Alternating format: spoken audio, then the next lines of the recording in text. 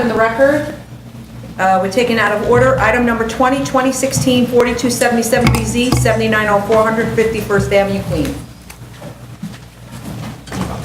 We're taking it out of order, yeah, because this is Con Ed, right, yes, it's short. Good afternoon, Commissioners. It's Melanie Myers from Fried, Frank, Harris, Trevor, and Jacobson, representing the applicant. We were at the review session yesterday and wanted to respond to a couple of things that we heard on the record. I think, the first we heard was for the landscaping on the exterior, and you wanted to make sure that the ivy would be there. And the answer is that it will be. We expect that we'll be able to put it on the outside. If we can't, the client has agreed that they'll figure out a way of sort of planting it on the inside to make sure that it grows over. So that will be an element of the... So the drawings have to be amended to show that that's not dependent on DOT. We can make that change on the drawings. For the fencing, you first, I think, had asked about the type of fencing that was being proposed, and it is the Aegeus 2 black ornamental metal invincible security fence. So that is what is being proposed on the site. That's the metal picket that we see? Yes. Okay, just making sure that they didn't spec something that's, you know, originally there was something that was like, so tanks can't drive through it, Yeah. right? Okay. Yeah, so that's what they're proposing to do. I think there'd also been a question about whether that fencing could be brought around the perimeter on the interior, and that will be a problem for Con Ed. So I think there's really two options. One is what they've proposed, which is the chain link fence with barbed wire, which I know isn't great. It's, you know, but if they touch the fence, and so it's if they touch the fence, then they have to have a fence that meets current standards. The other, and so the current standards are something which is 10 feet high, that has points on the top. The security fence, that's the fence that's being proposed on the outside, meets the current standards. It has a price point which is 14 times what a chain link fence is. So it's north of $100,000 for this, and it's something that really isn't viable for this project.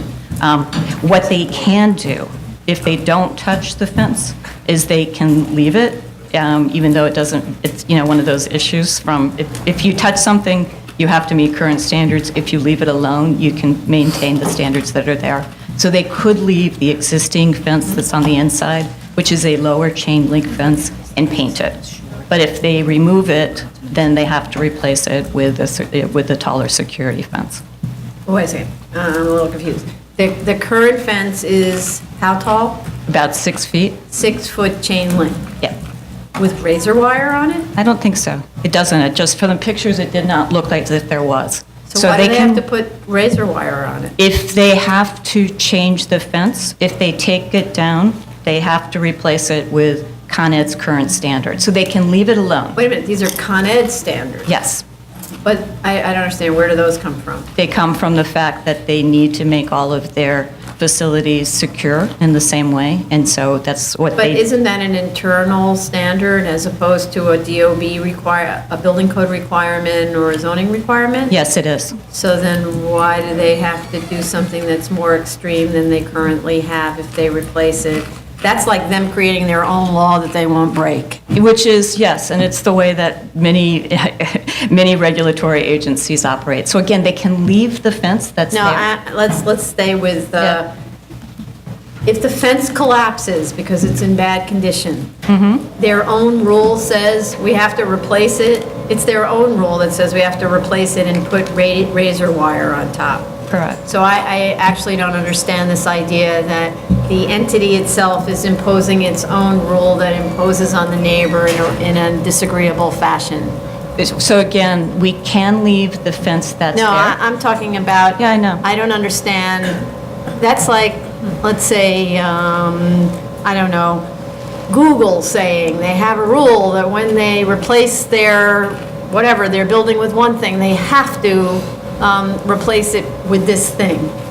And Google is not the law of the land. That's Understood. Google's own, preference. So I'm not understanding how Con Edison invokes its own internal operational. It has an obligation to make sure that it's facilities are secure. Who's the obligation to? The obligation is to the public. But this So again, current- so the options that we see are to allow for the chain link fence with the barbed wire, which you don't like, or leave the fence that's there No, and paint it. That's the options that Con Edison is, so that's the other part I'm not getting. If you've got a 6-foot fence without barbed wire on the top, it's only 6 feet high, so scalable, right? So then you're not making the efforts to protect the public according to the in-house standard or preference, and haven't made those changes to make the fence taller or nastier and all of that. I don't understand Con Ed's imposition on the residential neighbors when the role of the BSA in this case is to make sure that the residential neighbors are not negatively affected more than necessary by this installation, right? So the fence needs to be replaced because it's in bad shape.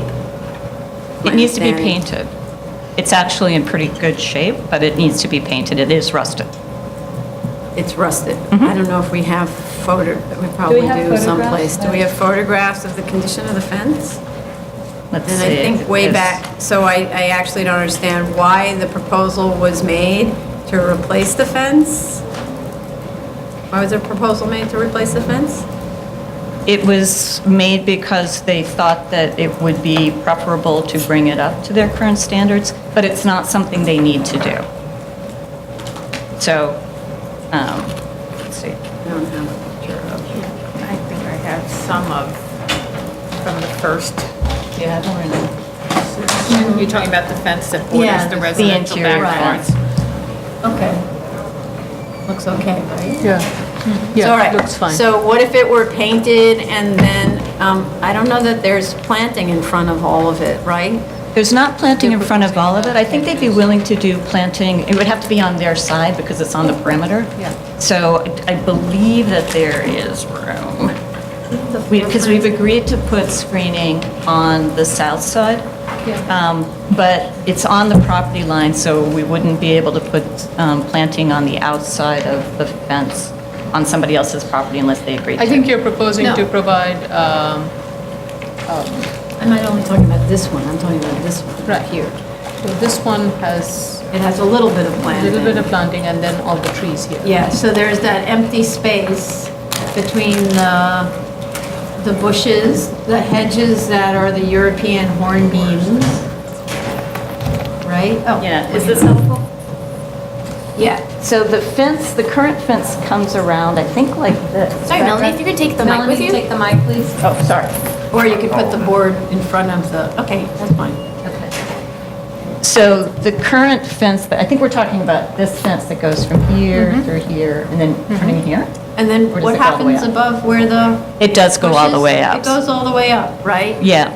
So we're So- putting the larger trees here. Right. And we have, the shrubs do come around. So what It looks like about there's that a little space? bit more room. Yeah, but so what about the space between the end of the hedges that are shown hedgy looking and those trees? Yeah, Yeah, about there. yeah. Yeah, we can certainly talk to the client, but I think that they could add some additional planting in that area. So if you paint the existing chain link and install hedges or whatever those shrubs are all the way along, then you've functionally concealed from the neighbors, Yeah. right? Okay, and no barbed wire. Okay. So I think the other questions had to do with DEP, and we did miss two of the questions, or our consultants did.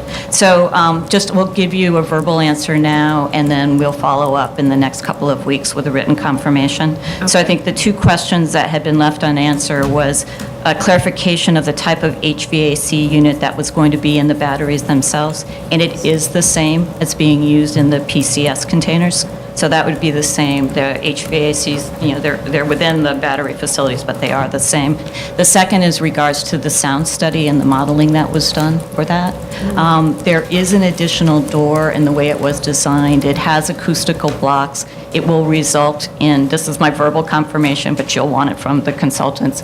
It will result in the same sound levels exterior to the wall, which is at a 40 to 45 dB, which is very low.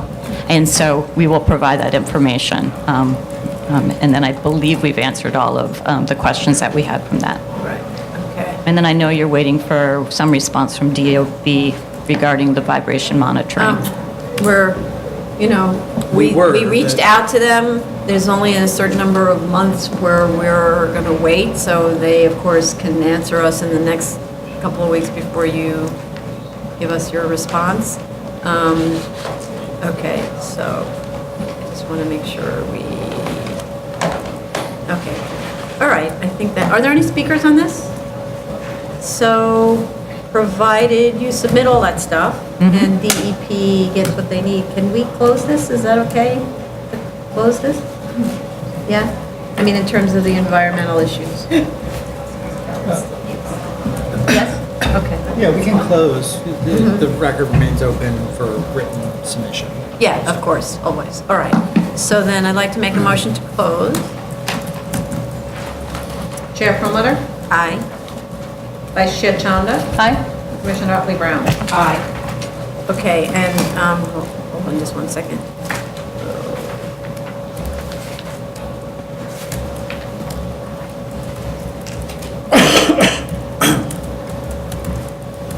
Okay, so, and then you'll make us, let's see, what's the earliest we can do this for? The 19th again? Because we're closed and it's yeah, these are, that's the whole idea. They're closed and vote type hearings. So you could make a submission by August 30th for a decision on August 19th and the submission. September. I'm sorry, September 19th. September 19th. Okay. And the submission would include the issues about the fences Yep. and the planting, and clarify the planting of the That the ivy will take happen out the regardless. DOT caveat. Yep. Okay? Okay. Good. Thank All you. right, thanks. Item number 18, 2016-4176BZ, 7804 31st Avenue, Queens. Good afternoon, Josh Rhinesmith of Ackerman LLP, appearing today on behalf of the Islamic Center of Jackson Heights. I'm just going to go right into comments made at the review session yesterday. First off, I think some clarification needed to be made with regard to a supplemental submission that we had made after our initial hearing submission that I believe didn't get uploaded. That supplemental submission included as of right and lesser variance plans that included a full built-out cellar. it did, yeah. In addition, that supplemental submission also included a new set of proposed plans, and the modification that we had made there was the removal of a stair bulkhead on the 31st Avenue frontage.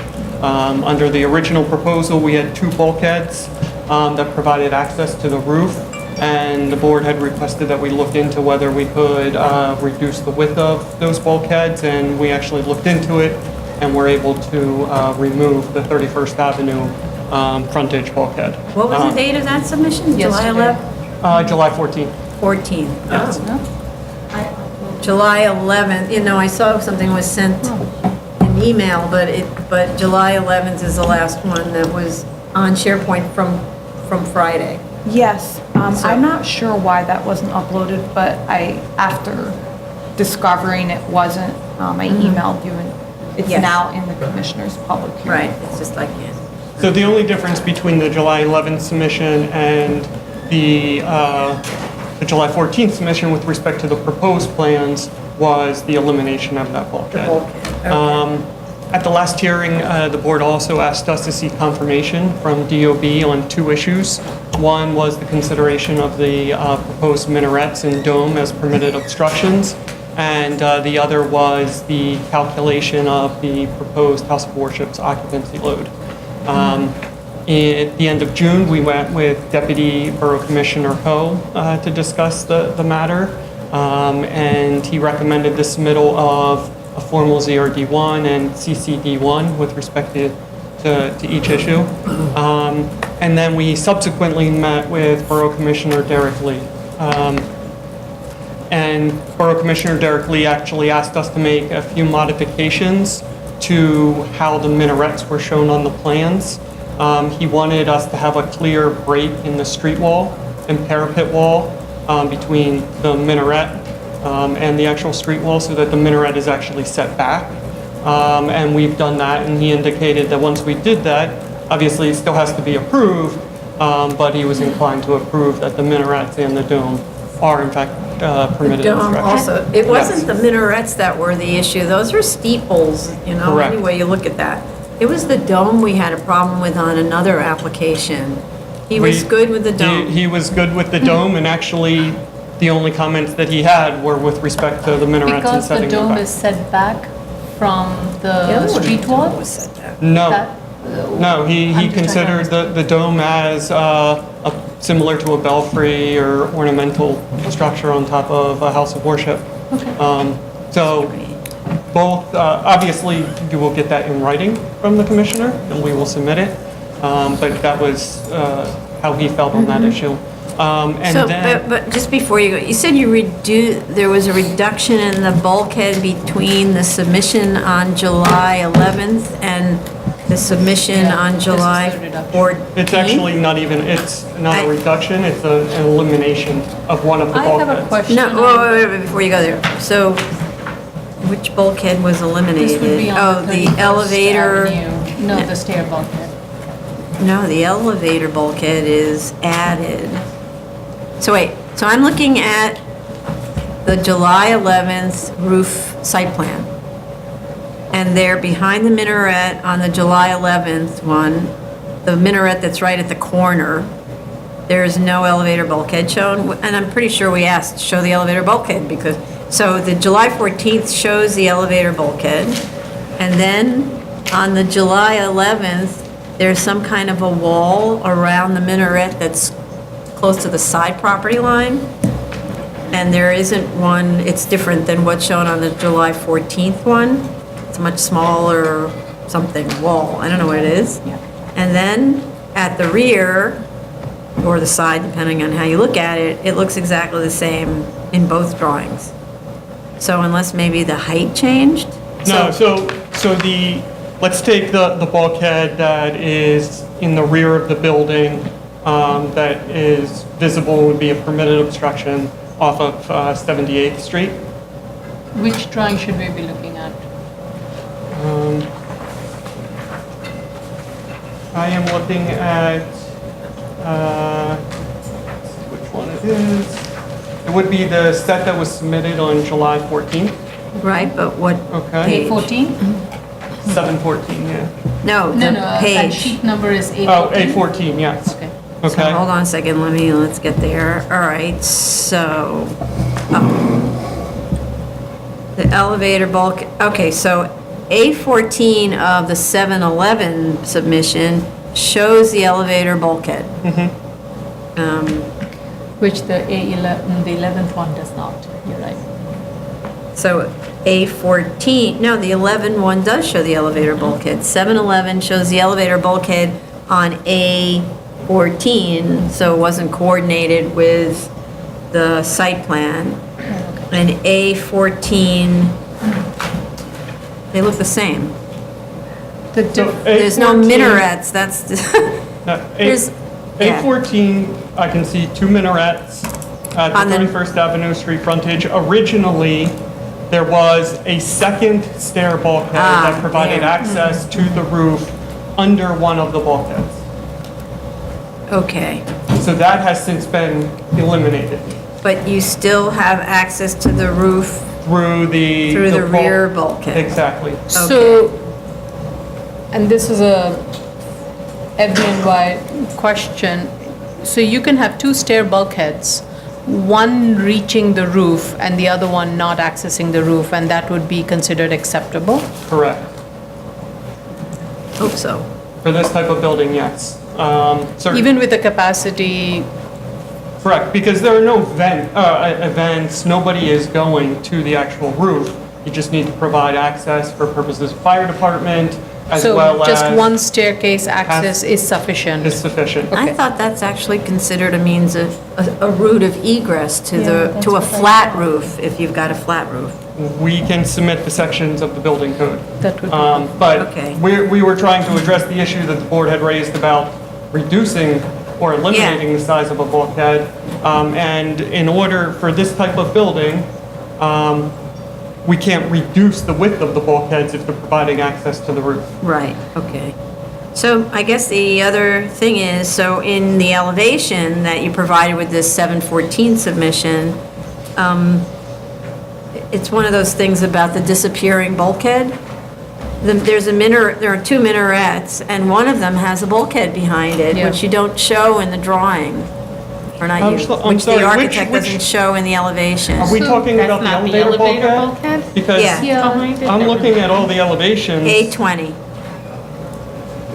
A20 on the 714 submission, you don't see the bulkheads. There's the minarets and the dome, and of course, it kind of messes up the facade, so you might not show I the think if you bulkheads. look at A21, that may be helpful. Right. Yeah, but- Because the elevator bulkhead does not go to the same height as a stair bulkhead. You're not providing access. And so if What? you look at A... No, it has an overrun of like 15 feet. So that's the thing, is that it's going to stop at the top floor, and there's always an overrun that's higher most of the time than a stair bulkhead. Most of the time, the elevator bulkheads are the things that are the most I'll visible, confirm that. because this is a pretty reduced elevator bulkhead. I mean, maybe it's a hydraulic elevator, there isn't an overrun, that's possible, but this is pretty high for a hydraulic.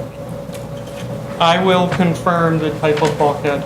But I do think you don't see it on A20 because it's obstructed. If you look at A21, it is behind that first The minaret. pillar. But, And then A22, that we are looking at, that's again the elevator bulkhead? Yes. Okay. no, but if you look in plan, So. so, wait, my- just a second. If you look in plan at the minaret is skinnier than the elevator bulkhead. So unless the elevator bulkhead is lower than Parapet. the parapet, you're gonna see it. And I don't think there's such a thing as an elevator bulkhead that's lower, that's only 3 foot 6 inches high. Unless it's entirely, So look, we'll get hydraulic. confirmation as to the, Okay, I had similar question, because if you look at drawing 23, which is a section, it shows a bulkhead next to the minaret that would be on 31st. What Yep. is that bulkhead? Because that's well past the elevator where the section is taken. which bulkhead? okay. This one here. Oh, so the section is, Yeah, so you Yeah. just I was a little confused, and because I'm looking at the bulkheads being in many locations then, Yeah, understood. and that gets repeated also in page 26.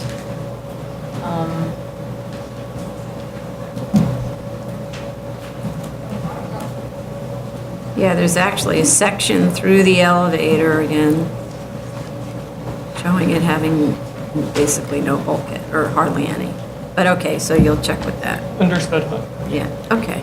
Okay. Now, I did have some questions. I know, given the narrowness of the site, and in terms of the programmatic need, the amount of prayer room space that would be needed, neither the lesser variance nor the as of right works. However, I will request in future that when you do submit the as of right plan, and in this case it goes to the seller's plan, if you look at the location where the stairwell is proposed for both stairwells, both in as of right and lesser variance, and if you try to vertically stack it with the first floor, there's no way it's going to work.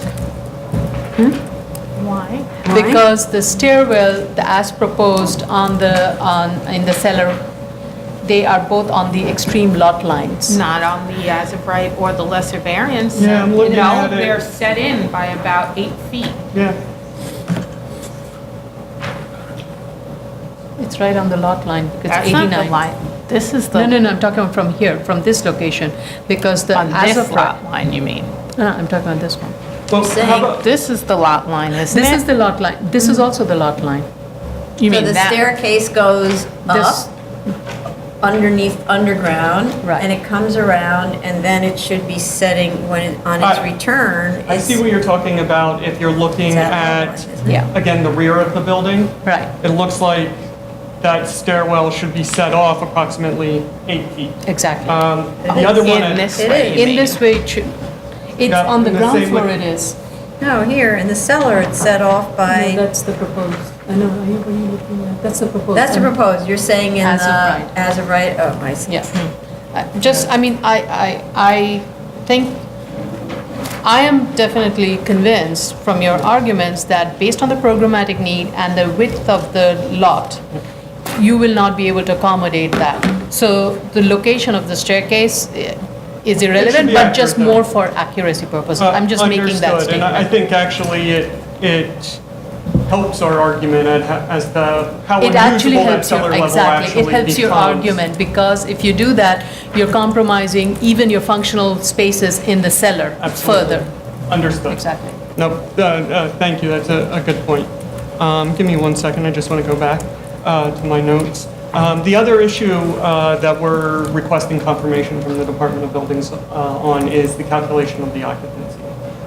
As you may well be aware, it's customary in Islamic houses of worship to use prayer rugs that typically range between 2.5 by 4 feet to 4 by 6 feet in size.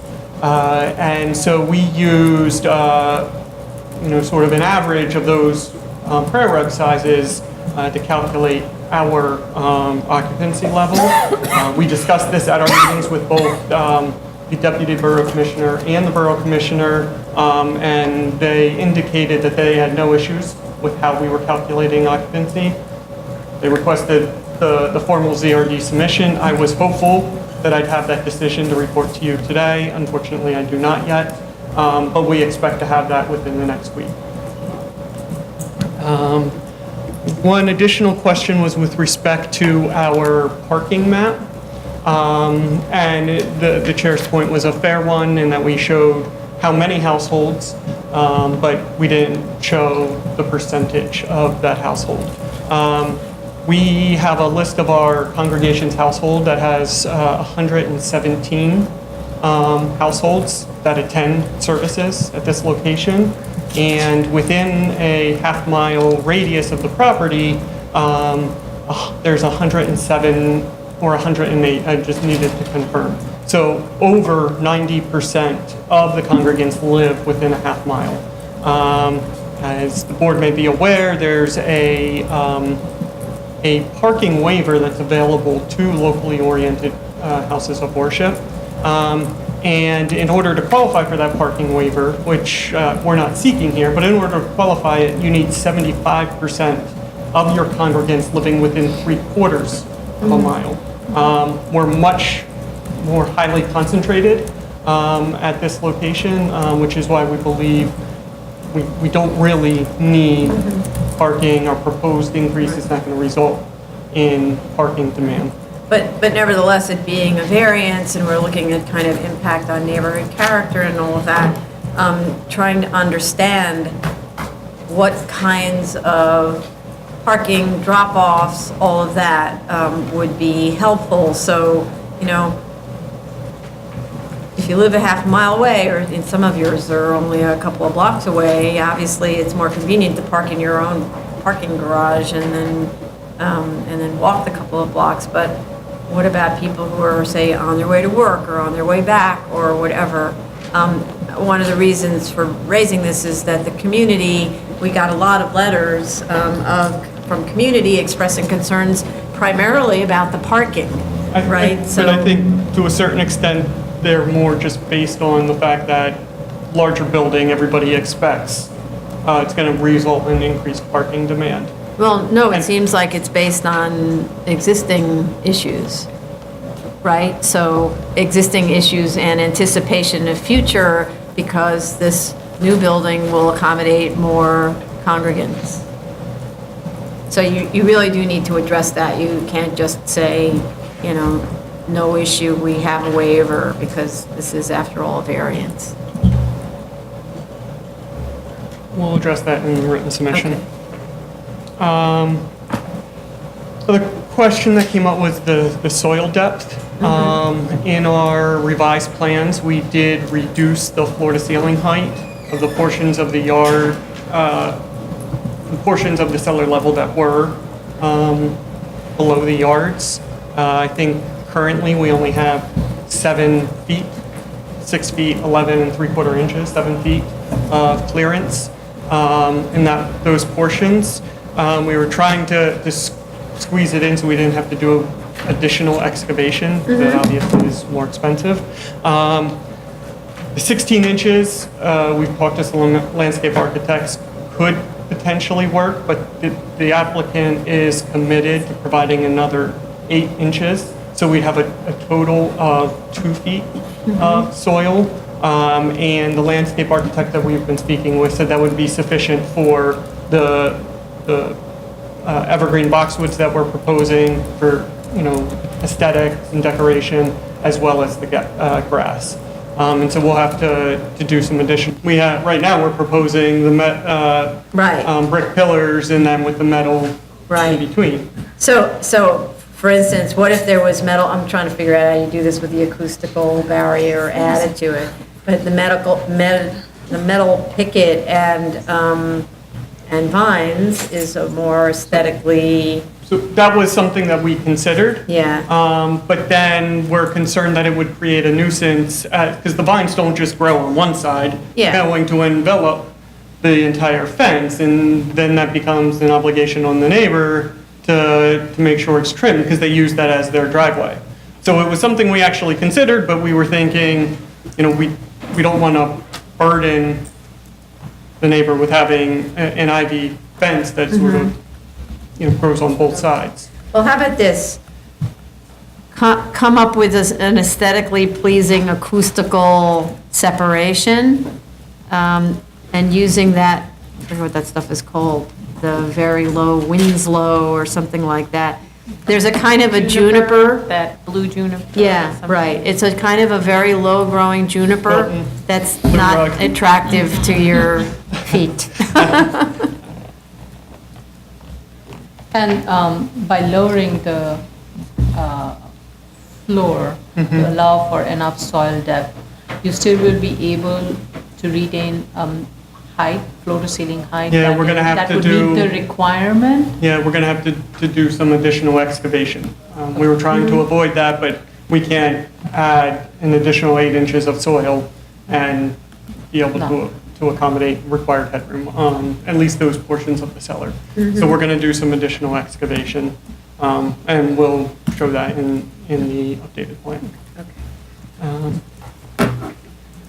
Okay.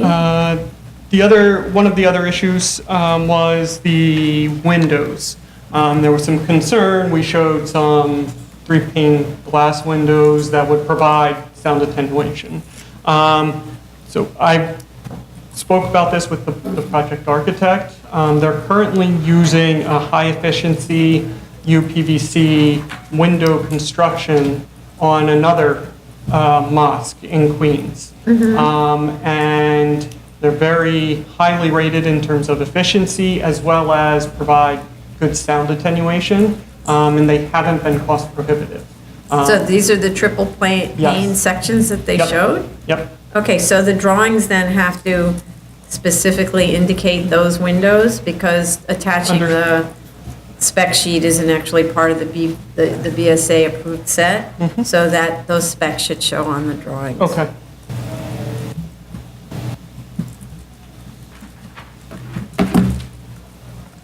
Total height. Yeah, total height. So the height of the dome is 18 feet from the roof surface. That obviously includes the ornament on top of the dome. And then the minarets, each of the minarets is 24 feet. The updated plan set, which, as I mentioned before, the Department of Buildings has asked us to pull back the minaret So the minarets will now be set back 18 inches from the street wall. We will include that information on the plan set. Okay.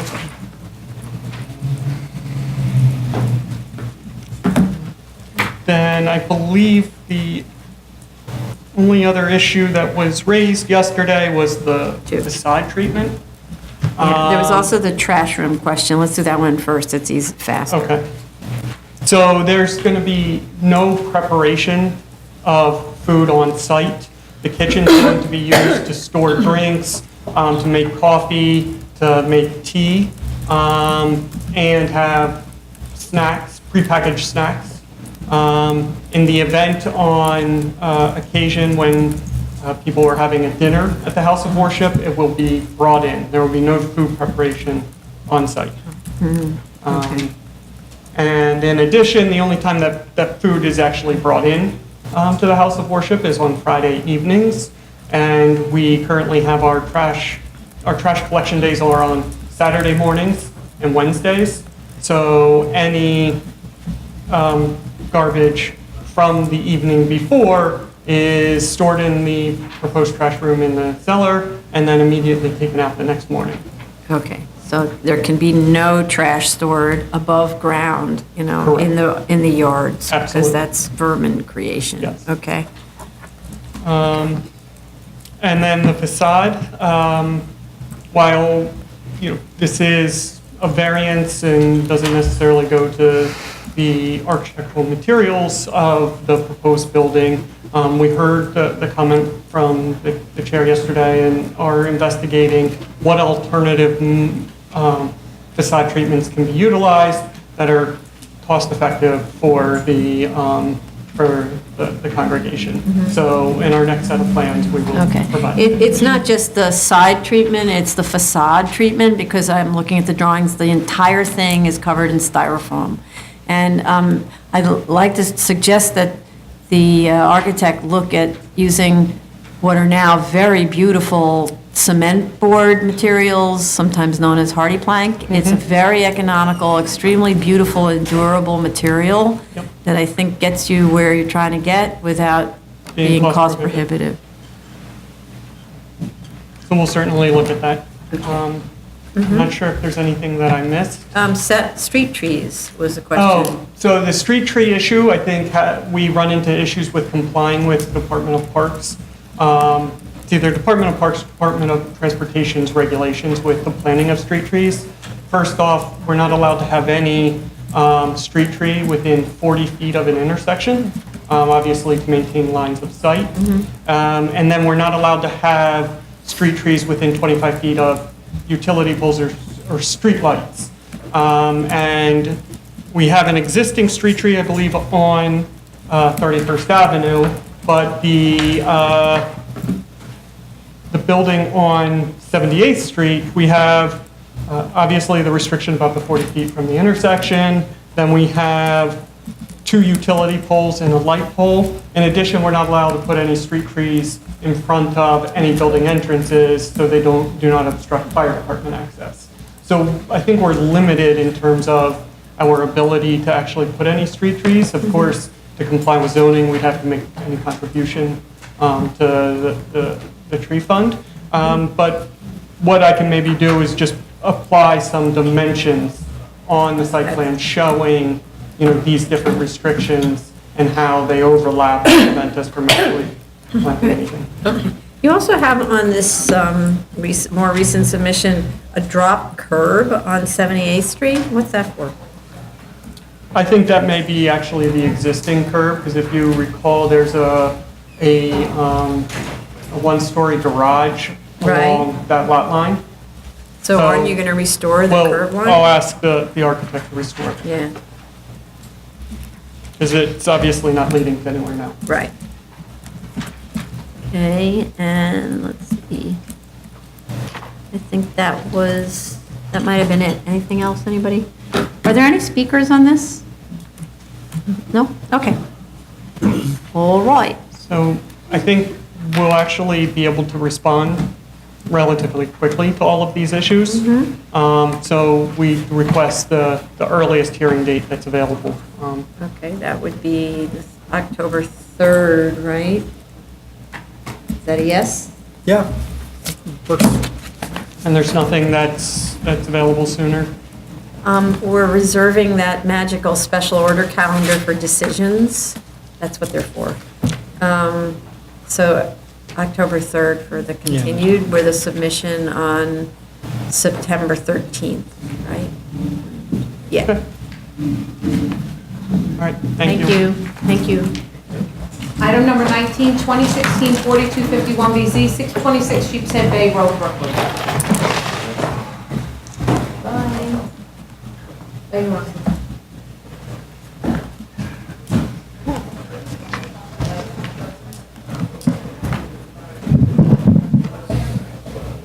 Good afternoon. Ethan Goodman with Fox Rothschild, representing the applicant. We attended a review session yesterday. I think there was one substantive comment about lighting with respect to the ramp that runs along the back of the building. If you look at a couple of the drawings that you have, the reflected lighting plan actually will show the lighting and how it's treated there. It's a little easier if you looked at two drawings together. On the reflected lighting plan, the lighting is affixed to the rear of all the columns that run alongside the ramp. You'll see about 5 columns there with an ELH that are adjacent to that ramp on page 15. If you look at that in conjunction with page 12, which is the rear elevation, you'll see those columns and you'll see where the light is.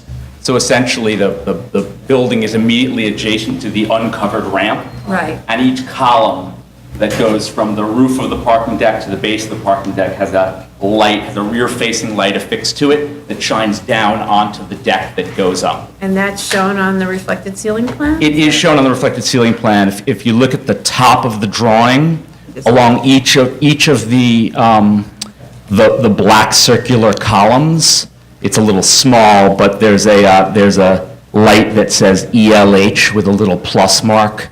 That's the appended light that is affixed to that column. Okay. You Sorry. might have to I just zoom need in to a get bit. there.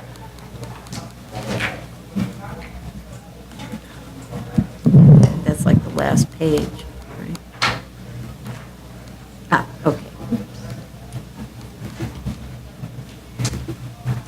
So I see, okay, so the columns that are on the reflected ceiling plan that have the ELH, they're actually pointed to the ramp? That's correct. Oh, I see. Okay. Yeah.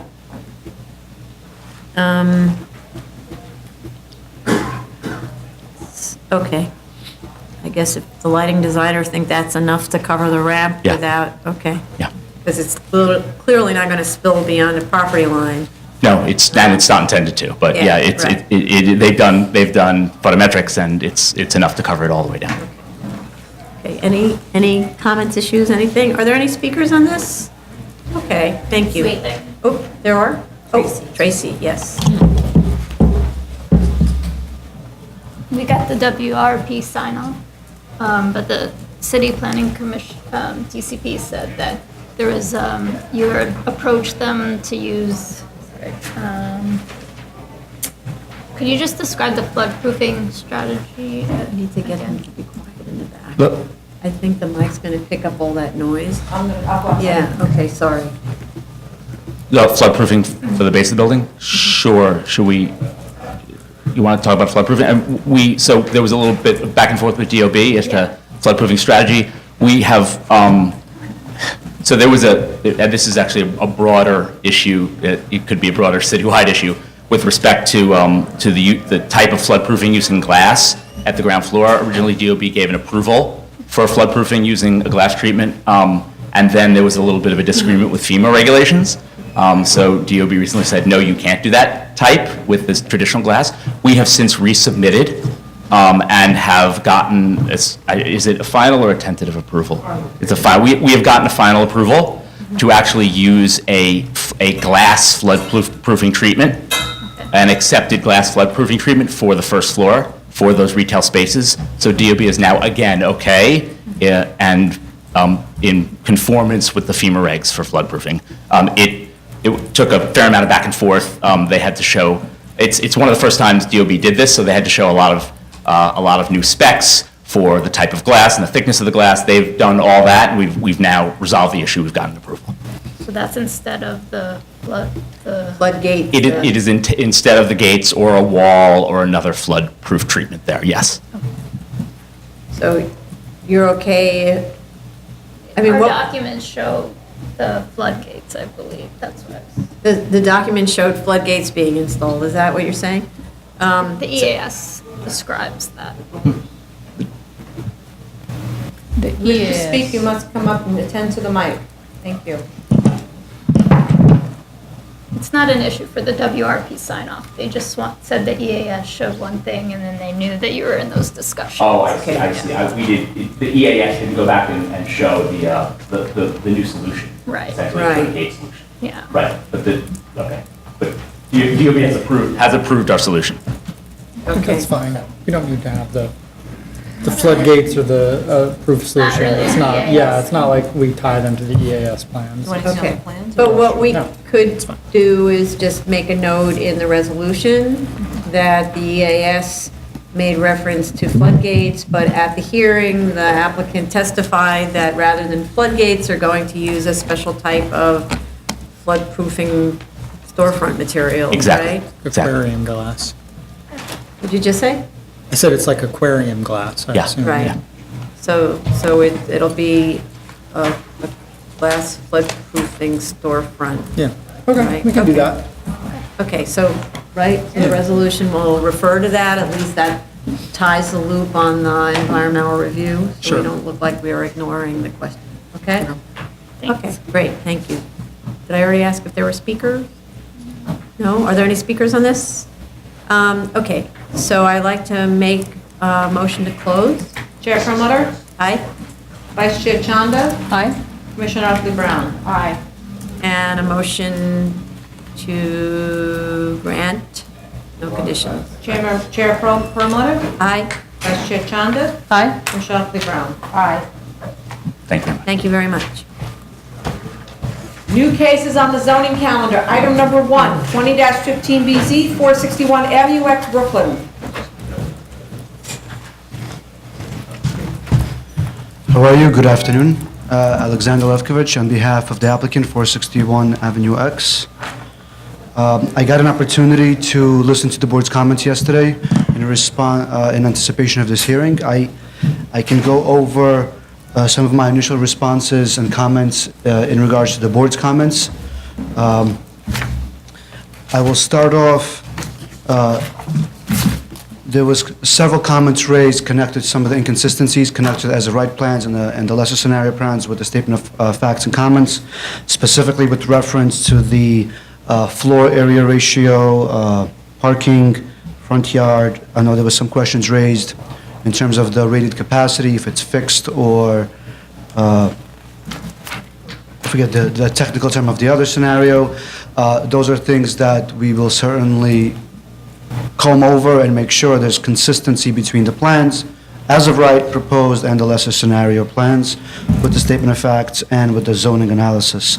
I know there was additional comment made regarding the predominantly built-up study in the neighborhood. We'll prepare that, we'll submit that forthwith. I know that the EAS and the environmental is still forthcoming. I'm assuming that is the reference to the notice of comments that was made, that was given in May. That was the EAS comments that were given.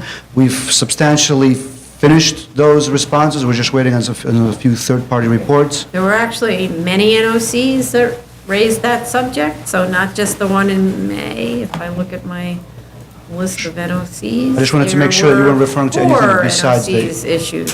Yes. So dating back to 2015, 2016, right? When you say Right. May, that was May of last year? The one that, Ms. Chairman, you raised yesterday, that the responses were still outstanding, I was under the impression it was the EAS comments that were responding to the submissions that we made on the environmentals. Oh. So, Whatever. I mean, it's just, when you get a we're notice. fully aware of all the But outstanding I just, comments, for yeah. future practice, right? When you get a notice of comments, respond to all the issues in the notice of comments. Right. That will speed up both your pre-hearing process and your hearing process, right? Right. Don't And then- ignore those comments. right? No, absolutely. We, in terms of the environmental, the EAS submissions and the comments that were given to us in May, we've completed all our revisions, we're just waiting on a few reports. We should be submitting those responses shortly, Okay. hopefully way in advance of any submission date we may have. Another question, there was some, before getting to, I guess, the main issue, which was regarding the programmatic needs in the third floor, I just want to address some of the other issues that were raised. I know there was an issue raised connected to the proper proofs for the parking waiver. You mentioned that the actual buildings on the map were not clear, you just saw dots on the map. We can update the map submission to reflect more specific, clear reference to the actual building. We did submit the actual addresses for the buildings, but if the board, if it's helpful to the board, we can update our map submission. We can also put in the address of submission as well to shore up that application, and that is also, I guess, in conjunction with clarifying the exact rated capacity for purposes of the parking waiver. We don't want you to show the addresses of the congregants. It's really to show the blocks that they're located on. And, yeah, we want to know how many people are located of all the congregants within the 3/4 miles. Right. And how many aren't, so that there wouldn't be walking under normal circumstances, right? Because even 3/4 of a mile is a hike. So just to clarify, your comment was raised yesterday that the map was inadequate to demonstrate. I'm reading my notes because, we postponed this hearing already Right. 2 times, right? This is the 3rd time, right?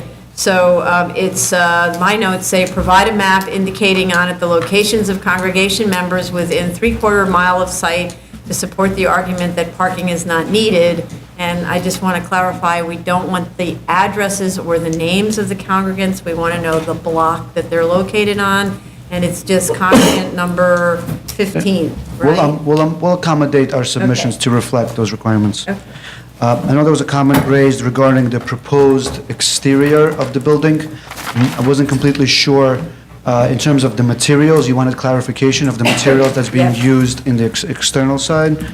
So I can update my statement. And if you heard the comments from the last application, it's because this is in a residential neighborhood, and we want to make sure that the project is respectful of the neighborhood and is of quality. But as I understand, it's going to Right? be brick, but we can clarify that in our comments as well as the plans if necessary. Mm-hmm. There was a comment raised regarding you needed clarification in terms of trash storage. Also, I heard in the previous applicant, there will be no food prepared on premises. If anything, food will be brought outside. I understand the requirement of the board is that on garbage days, I guess in our case, I think it's Tuesday and Friday, I need to clarify. When those days come up, we'll bring them outside, put them in the appropriate place. So I guess the difference between those 2 applications is potentially, the amount of food that's brought on site. So typically, we see in synagogues, a lot of events that go on where food there's full meals are served, Right. right? And so the subject of trash and perishable trash is a really big issue that we see with synagogues. Whereas on the prior It makes sense, yeah. application, it sounds more like milk and cookies, to tell you the truth, right? So very, very limited amount of trash storage. So it's just our experiences with this particular use is that it produces a lot of perishable trash. If it's perishable trash, there needs to be a refrigerated trash storage. So that's a requirement for this application to include a portion of the building for perishable trash storage pending utilizing whatever the city offers to get rid of that trash. Correct, because the big problem we've been having is trash cans that are stored either on the street or on the property that attract vermin and make the neighbors No, crazy. that's fully understandable. The other question was raised, I know it was in terms of landscaping.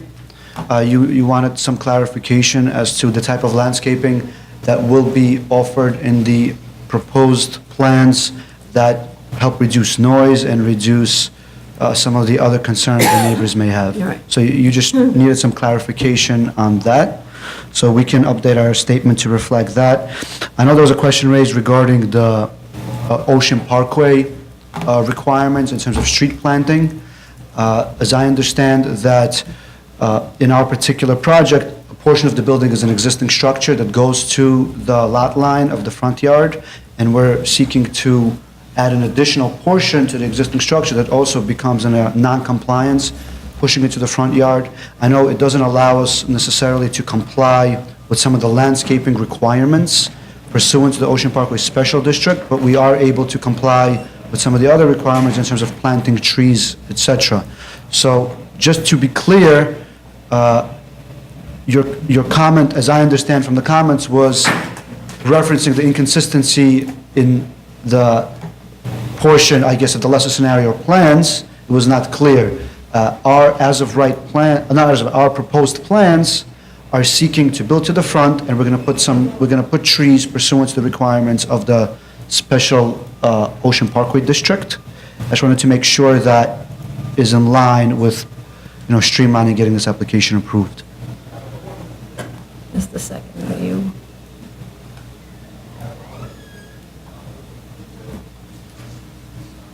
My notes are 23-142D for minimum 12-foot dimension of required open space. That's a different That's issue. something, yeah. That's My next question, if you Yeah, want to address okay. that, yeah. right. Without looking at the ocean, does anyone else have the ocean? That might have been Commissioner Montanez. I know there's different requirements if a building is facing Ocean Parkway Yeah. per Yeah, se, there are. and if it's a side street. So it ends. Right. I think the issue is that you need to, there were things that you weren't addressing that need waivers, right? And that you have to specifically ask for those waivers or you don't get, right? So. So I understand, I need to open clarify space if we need a issue, waiver. Right, yeah. exactly. And to the extent you've got an existing building, We don't need the waiver, but for the But it- remainder of the front yard that is the built-up, we do need a right. waiver. Okay. For the special Ocean Parkway Right. But that's landscaping only requirements. if you've already got a building there to which you're adding, but then the other question is whether or not, right, whether or not you really need to impose any further on that front yard for the uses that you're Now, requesting. is that, in the view of the board, if we already have an existing non-compliance that we're just extending to the remainder of the lot, does that then require a waiver for the portion that we're extending? Or we can rely Sure, upon? when you're increasing the degree of non-compliance, that requires a waiver. So, fine, Otherwise, no you'd be problem. doing it as of right, But I right? guess I think I would need to just update my notice of objections and update the statement of facts to reflect that. Okay, another question was raised, crowd control, when there's events that have extra people. When it is in fact not a holiday or not the Sabbath, I think that valet is something that certainly would be brought in if needed, if it's something they expect a lot of people, although I don't anticipate the crowds in this particular application to be that great. 300. Well, at a maximum capacity, any crowd control measures the board would suggest is certainly something that we're willing to incorporate. In the event there's events that, I guess, maximize attendance pursuant to the congregants. I know one such measure is valet parking, where they have third-party servers that could do so. I'm not sure what other measures the board would be. In terms of valet parking, it's a kind of a loose term when there's somebody who comes, takes a car, and drives around looking for a space on the street. That's not valet parking. Valet parking is taking the car and putting it somewhere like in a parking lot, right? Right. So if you're really accommodating that issue, then you need to identify how you're going to do that, where the cars are going to go, how you're going to address that. Okay, and just as a point of clarification on that point, I understand for variances for use for house of worship does not necessarily require justification on certain aspects related to parking unless it's really extreme or it really creates a tremendous burden on the neighborhood. And in that regard, I would advocate that in this application, there is not such a great demand for parking. a majority, a significant majority of the congregants are within 3/4 and are within walking distance. Based on the numbers that we submitted, it's about 85% of the congregants are within walking distance. This happens to be a neighborhood that has a high concentration of synagogues, and a preference, and from my experience and from my conversations with the leaders in the congregation, is walkable distance is really something that is a part of the factors played in choosing which synagogues to use. So I'm not sure to what extent we will be able to perhaps identify a parking lot nearby the congregation, or some other means to Well, for control parking. instance, if you're using the cellar for events, of which we know there are many, right? Right. And there are events that are not on Friday and they're not on Saturday. They're on Sunday, the events, or on Tuesday, right? And it's more likely that people are going to drive to those events because arguably you're going to be dressed up and you're going to drive to those events, right? Or you're coming from work or something, right? So in that event, I don't see what the occupancy is of that hall on the first floor. And then when there are the events, it's not clear whether there's simultaneous occupancy, not of the first floor, of the cellar, and it's not clear whether for those events there's simultaneous occupancy of the first floor, like do all those chairs get moved away and it becomes, the first floor is one, like the kids are in the cellar and the adults are on the first floor because they moved all the chairs. As I understand, there's going to be fixed seating on the first floor. In such an event, when there would be such a case where there would be an event outside of, like I say, on a Sunday, I think it's a very fair conclusion to make that the occupancy will only be limited to the social hall, because everyone will be engaged in whatever event is there, as opposed to services or some of the other. So that's the thing. So the issue is there simultaneous occupancy of the first and cellar? If yes, how many people is that? If no, how many people is that, right? And then, based on the number of people, what's the anticipated amount of parking that's going to be needed? And how is the synagogue management going to be dealing with whatever number of cars that turns out to be, because neighbors complain about this stuff, right? And so if it turns out to be a lot of cars, then there needs to be a way to deal with that. Okay, so Okay. in conjunction with same crowd control measures, we need to clarify exactly what the capacity would be and how many cars would need to be accommodated. And, okay, I'm clear on that. So we can update our statement of facts and finding to address those points. Also, you mentioned some. And just to confirm, the seats, you said are fixed both need on the first and the second floor? He's going to check. The chairs? He doesn't know. Okay. It might not be fixed. It might not be Often they're fixed. not fixed. That's why I'm.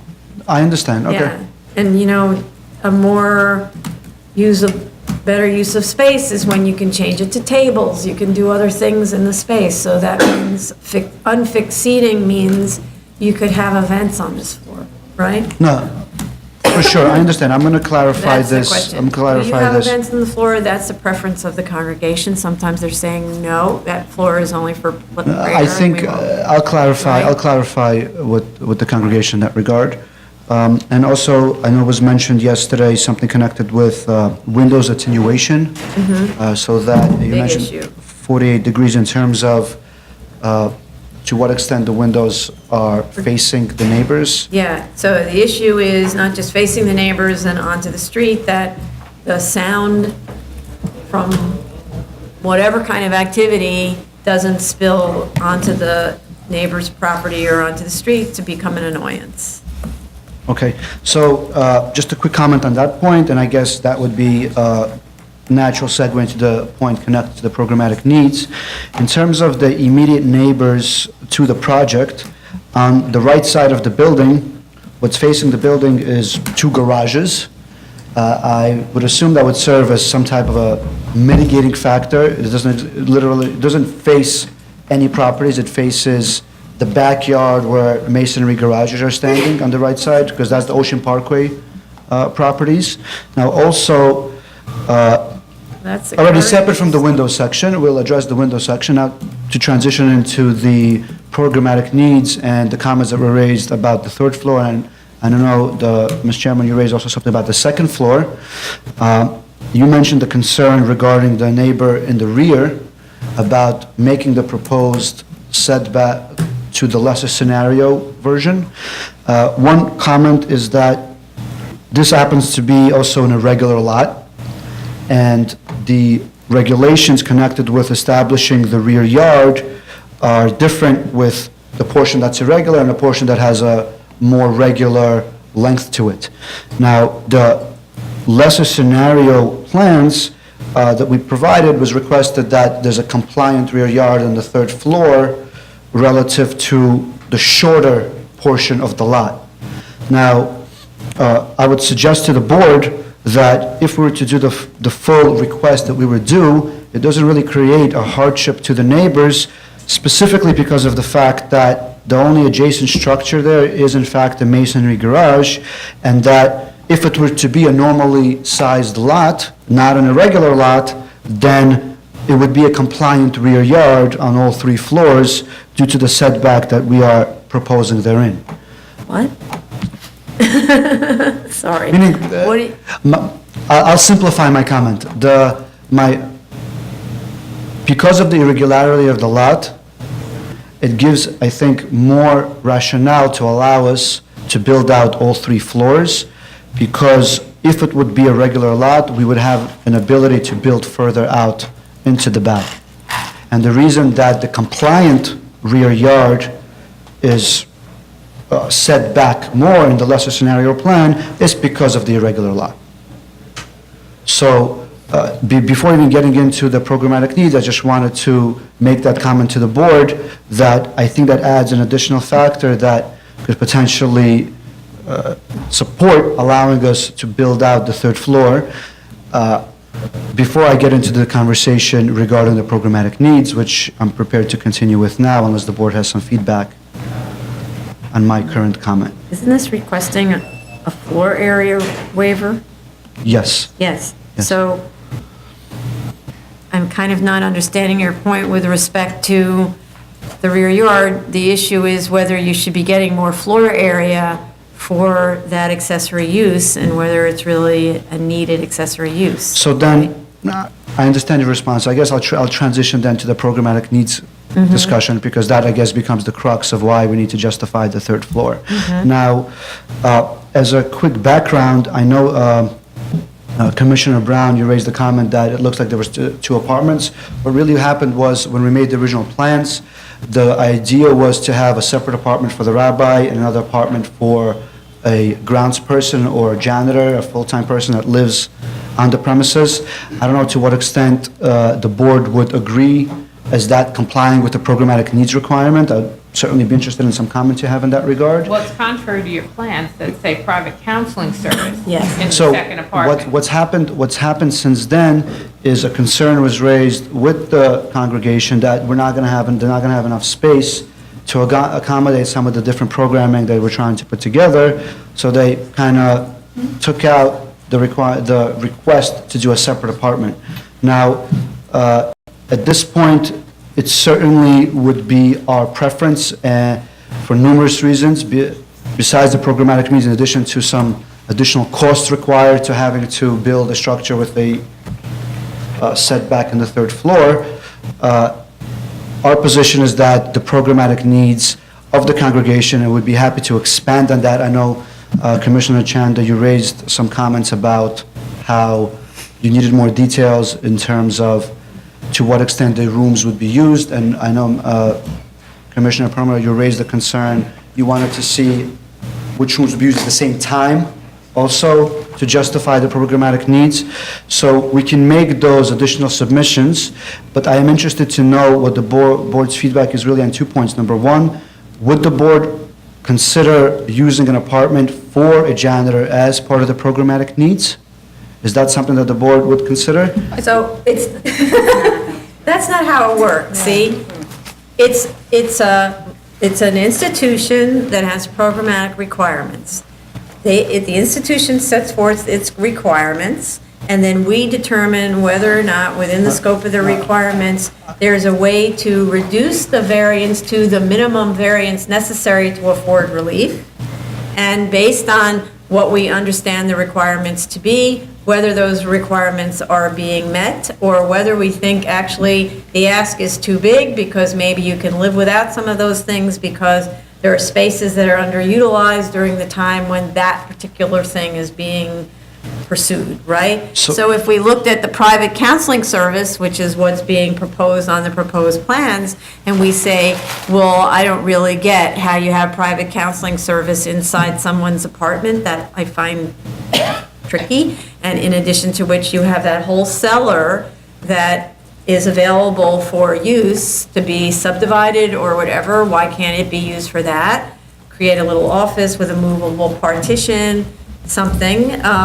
And obviously, the synagogue itself isn't used all the time, so why can't it be used for some of those functions? It's not that unusual that we see rabbis' apartments associated with houses of worship, but to just sort of make up excuses for why you need more floor area, that doesn't work. That's certainly not the case. The consideration we're having in my communications with the congregation is that they need the space for the programmatic needs, but they also wanted to see if they could fit in an apartment for the janitor, or we need the space for the programmatic needs, and the janitor's gonna have to live somewhere else or get an apartment at a different location. That's how it works, right? Right, so that was the. It is, but I'm not getting And I can where you're going from. First of all, your paper's talking about the rabbi needing an office so he can counsel people in his office, private from his apartment, to then a private counseling service, which suggests that there is a professional counselor who's going to conduct a business in an apartment, to then shifting over to now we want a caretaker's apartment. It almost seems like you're shopping needs. Yes. For one that's going to stick with us. And I have a problem with that. Right, No, I and in understand. addition to which, you have these offices. On the first floor, you have an office, there's even room for a second office there on the first floor, because it's not really that efficiently laid out, and totally a room for a second And- office. And there's a room on the second floor that's an office, And in so- your statement of fact, you have indicated that such a room on the third floor will also function as a space for nursery and toddlers of ages to be used as playrooms. So it's many things, and it's not clear when, what's going to be used, and it's a little, I understand the concern raised by the board, Commissioner Brown, in terms of the way it appears. I can assure you that certainly wasn't the case. I know in the context of this application, the dynamics of the congregation is changing, they're growing, they're still trying to figure out the best possible way to utilize the space. I understand that in previous applications similar to this, to have 3 rooms in addition to 2 sanctuaries and a social hall has been considered reasonable use for programmatic needs for a congregation, used for religious purposes. The idea of putting a janitor in the building has been scrapped. I raised the question, just because I'm trying to get my own understanding what the limits are in terms of that regard. Now, in terms of the private counseling, I think perhaps the labeling may have created some confusion regarding a potential private professional counseling service. What the real intention was, a lot of times when it comes to synagogue congregations, issues emerge in families, whether it's between husband and wife or between kids and parents, etc. And a lot of times, they wouldn't go necessarily to private counseling services or professional counseling services. They'd go to the local rabbi, who is experienced oftentimes and able to help with those things. So we wanted to create a separate environment, a comfortable environment where people can be comfortable. And unfortunately, this day and age, family issues emerge. Yeah. Right, but oftentimes, in answer to your statement, when we see a rabbi who has family counseling, it's usually in a rabbi's study or a small office. It's not But you in an already have- entire apartment. right. And you Right. have 2 such office spaces. Right. One on the ground floor, one on Well- the second floor. And in addition to which, that's what we were just looking at here when we were conferring. It's, your site plan shows that you're not using the full rear yard opportunity that's as of right, I think it's as of right in this district, For building full in the cellar all the way to your property line, you're not doing it, and building full all the way to the property line on the first floor, in which case there's room for 2 offices or a bigger office or, you know, whatever, put the And- janitor there, what can I say, right? So And the. scale down the third But- floor. So you're saying that, okay, I need to confer with the architect on that point, that we could actually have more space pursuant to I your... just don't understand why you're wanting to build up when you haven't fully built out according to what's permitted as of right, On the ground floor. on the ground floor and in the cellar. Okay, so to summarize, we need to update our application to shore up our programmatic needs, to clarify exactly what the programmatic needs in terms of the use of the space, and see to what extent we can maximize the space, clearly based on the comment. Well, that's not what we said. So you already set out a set of programmatic needs. Right. We don't get the shift. They're either needs or they're not needs. When we hear them for the first time, those are the needs. And growing into the space, finding more needs is not plausible. That's not So- what I meant to say. No, okay, so, but I'm just making clear, because we're trying to make clear, growing into all the available space is not a plausible, with newly determined needs, is not plausible. At the moment, we don't see the need for so much space on that top floor. And it's in part because you haven't utilized, it seems to us, the as-of-right space on the cellar level, which is totally as-of-right because it's not floor area, and on the first floor, where though it's floor area, it's not imposing on height limits and massing, which is obviously a concern in this neighborhood, right? And so that needs to be better explored. But I would say that your lesser variance that shows the apartment setting back from the rear is the way to go, because then you get a rabbi's apartment, and there's plenty of room in this rest of the building to fulfill the counseling requirement, which is the expressed need in your proposed drawings. Okay. Okay? So Okay. just one last Okay. point of clarification. The only difference from our proposed plans that the board suggests to make this an approvable application is setting back that third floor to only reflect that one apartment as opposed to the additional space that we requested for the private counseling in our application. Well, we also- All other things being equal. We also need to understand the requirements of the front yard setback conditions. Okay. You Well, know, in addition right? to all, though, yeah. So what I want to say is, because we don't quite understand what the requirements are against what you're requesting is waived, and I think the issue is also how it's impacting the adjoining properties in terms of the setback requirements. Okay. Right? And one last point, I noticed I didn't raise it, ADA access was raised also yesterday. I would need to update my plans to reflect that, right? Yeah, I mean, I think we didn't have ADA access, right? Right. That's pretty basic. Important, yeah. Yeah. There's no way to get up there. Right. Okay.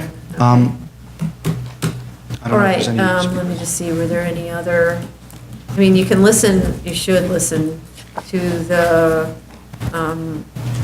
tape, the recording of the review session to remind you about what all the Right. comments were also, okay? Okay, Another board mentioned the September 19th date. Is that only for decisions? no, that's not available for continuing hearings. But are there any speakers on this?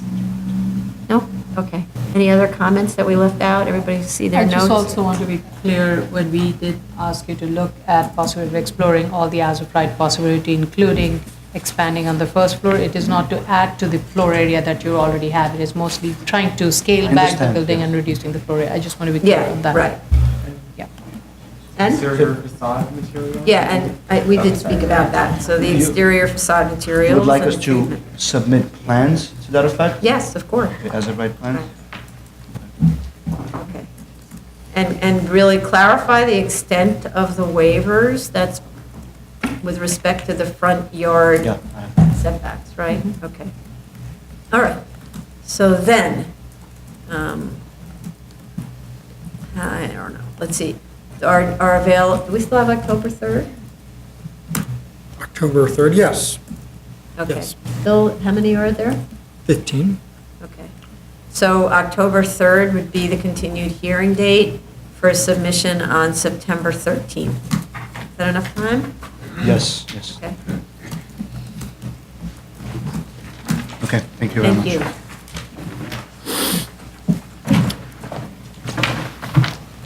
Items number 2 and 3, 2016-4179BZ and 24615BZ, 1462 62nd Street, Brooklyn.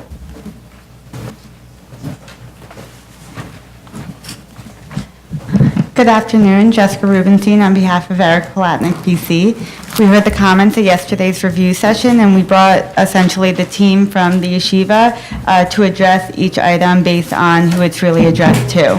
So we have the project architect, we have Lynn Friedman, who wrote the programmatic needs report, we have Hiram Rothkrug, who will address noise and air quality concerns, and we have Mr. Ben Fag, who was the author of the broker letter, and we have a representative from the yeshiva who has a better understanding of its history. So I'd like to start off on a positive note with the project architect and Ms. Lynn Friedman, who will discuss the programmatic needs report so that you can learn more about the yeshiva's operations and essentially how they got there. Because I know it may not seem like it, but the yeshiva and Mrs. Friedman really put a lot of thought into how the yeshiva would operate based on the fact that they have this existing building and they have to work with what they have.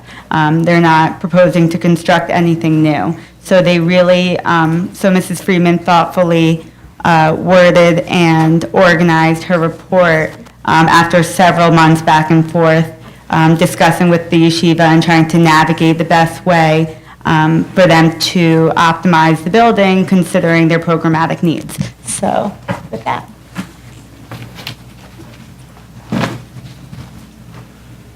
Now, we're going to take Good afternoon, Lynn Friedman.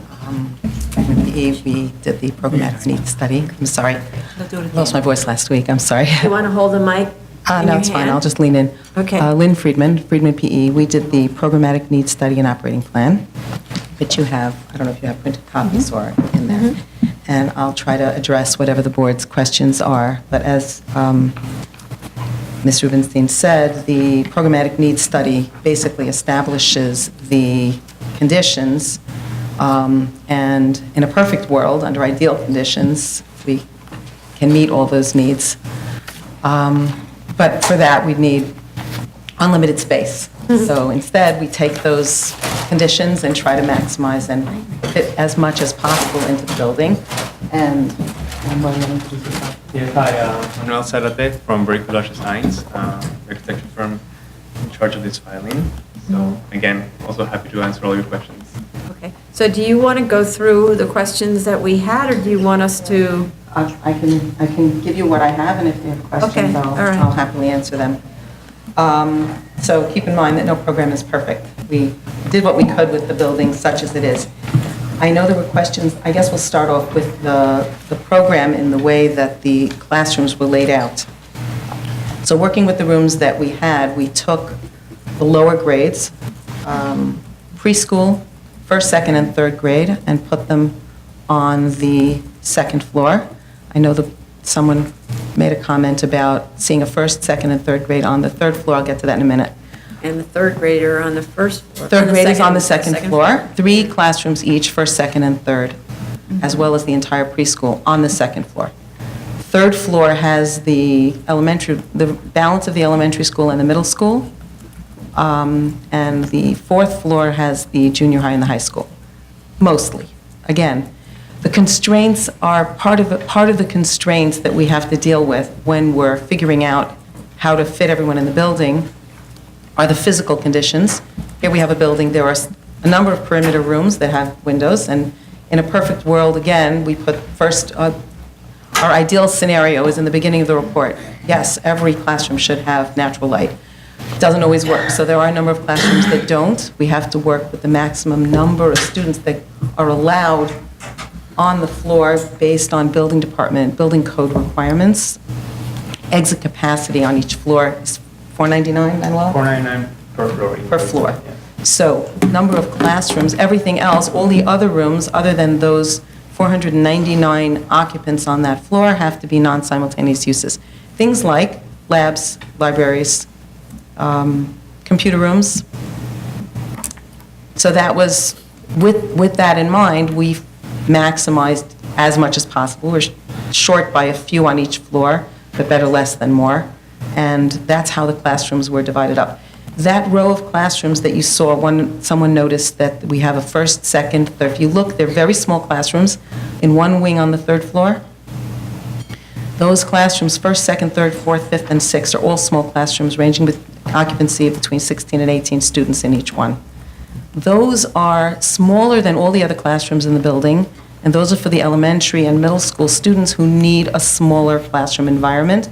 They're all clustered together in that wing. That's where those rooms are, and the school can service them together. So although the balance of the first, second, and third on the floor below, that's the reason why those are there. They're just small classrooms.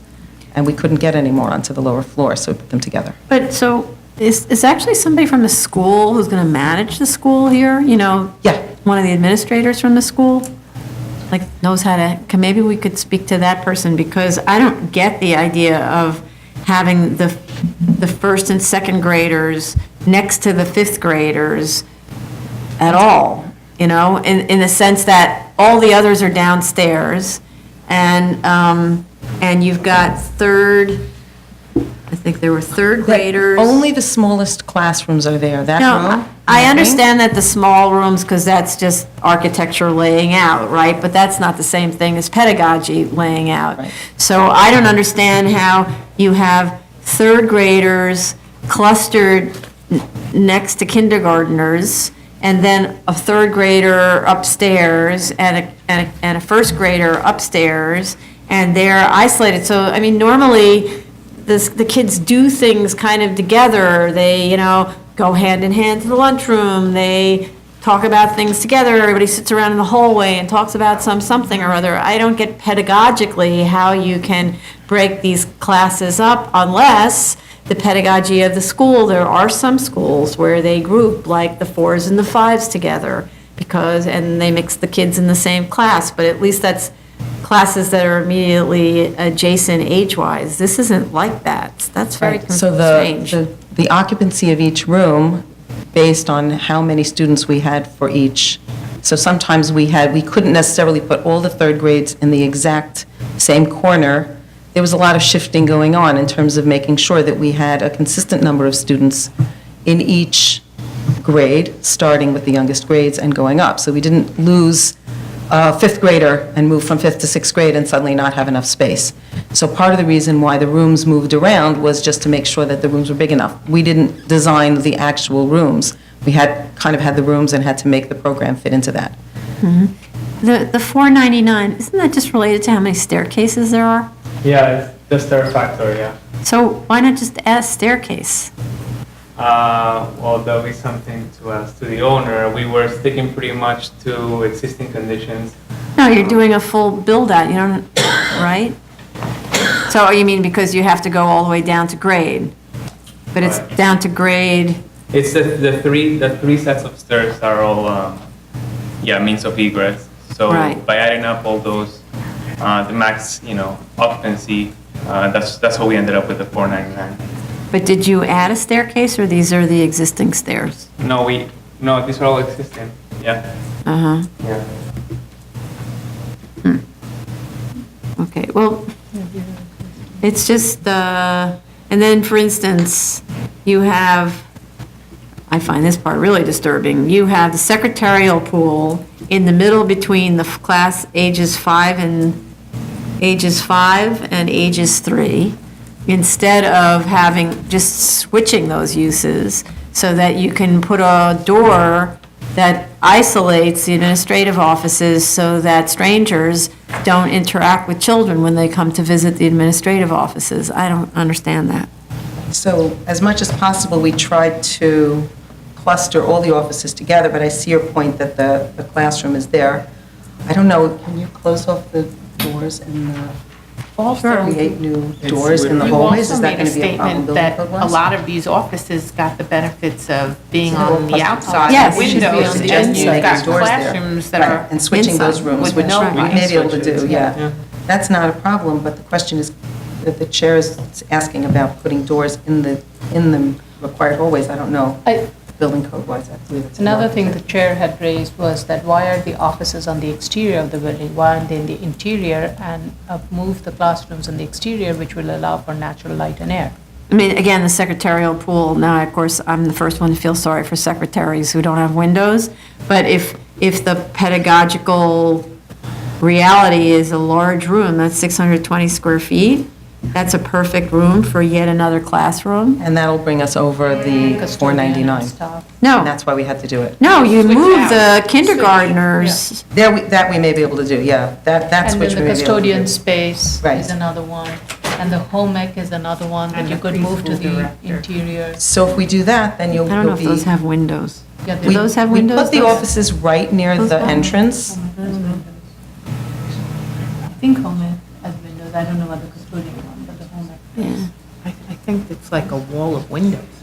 Those On that, small even on that one factory side? windows. Yeah. Even there? Okay. Yeah, so there's a lot of things where, which is one reason I would want to speak to the administrator. I'm not sure if they realize that they're going to be dealing with kids where the first graders are on the third floor and on the second floor, next to the fifth graders, but not next to the second graders. I mean, I We don't. discussed that with them because only in terms of those small classrooms, but everything else was pretty much grouped together. Some of the rooms can be switched in terms of occupancy. Because you also have like a teacher's room and a computer room. I understand your whole point about rated occupancy, Right. but it seems like those kinds of things could be interior rooms instead of teachers and computer. Computer for sure shouldn't have windows, because it's a total drag to have windows in a computer room. You Okay, end so up we- bringing down the We shades. just have to make sure that we don't go over, again, the exit capacity requirements were a lot of the constraints here. Without that, it would make things much more flexible. Right, but I mean, for instance, you could, well, I don't want to get into how you do the math and all that stuff, but I keep looking at speaking to the fire department and finding yet another egress route so that you're not restricted to $4.99 per floor and you can meet your pedagogical requirements better, you know, so. So that's something that the school could decide if they want to do that. Right. I'm just looking at the floor plan. Yeah, I mean, there's a staircase screaming to be in that, next to the loading dock, or there's, I mean, I don't know. It's hard to tell because we can't really see what's going on the first floor, Right, you it's know, not here. to understand where alternate egress options are. Like you have that strange rear yard condition. Is there a means of egress out of that? No, we're not using that. I know you're not using it. Is there a means of egress out of there? I don't Like think a so. route someplace? I don't think so. I think it's just a dead end. Okay. But there's lots of possibilities of where you could put staircases that would alleviate your egress issues. And then, you know, the school's spending a lot of money to do this. Does it have to be additional egress, or the egress can be widened? That also Well, that's possible, yeah. What about, yeah, and widening an existing staircase may be actually more money than putting in a new staircase, frankly, because that's a whole new staircase, as opposed to just putting in a staircase. And since you're doing a gut reno, basically, of those 3 floors, it's just the floor downstairs that you need to deal with. Now, maybe there's tenancy issues, I don't know. But, anyway. Okay, So I what guess were the we'll- other comments?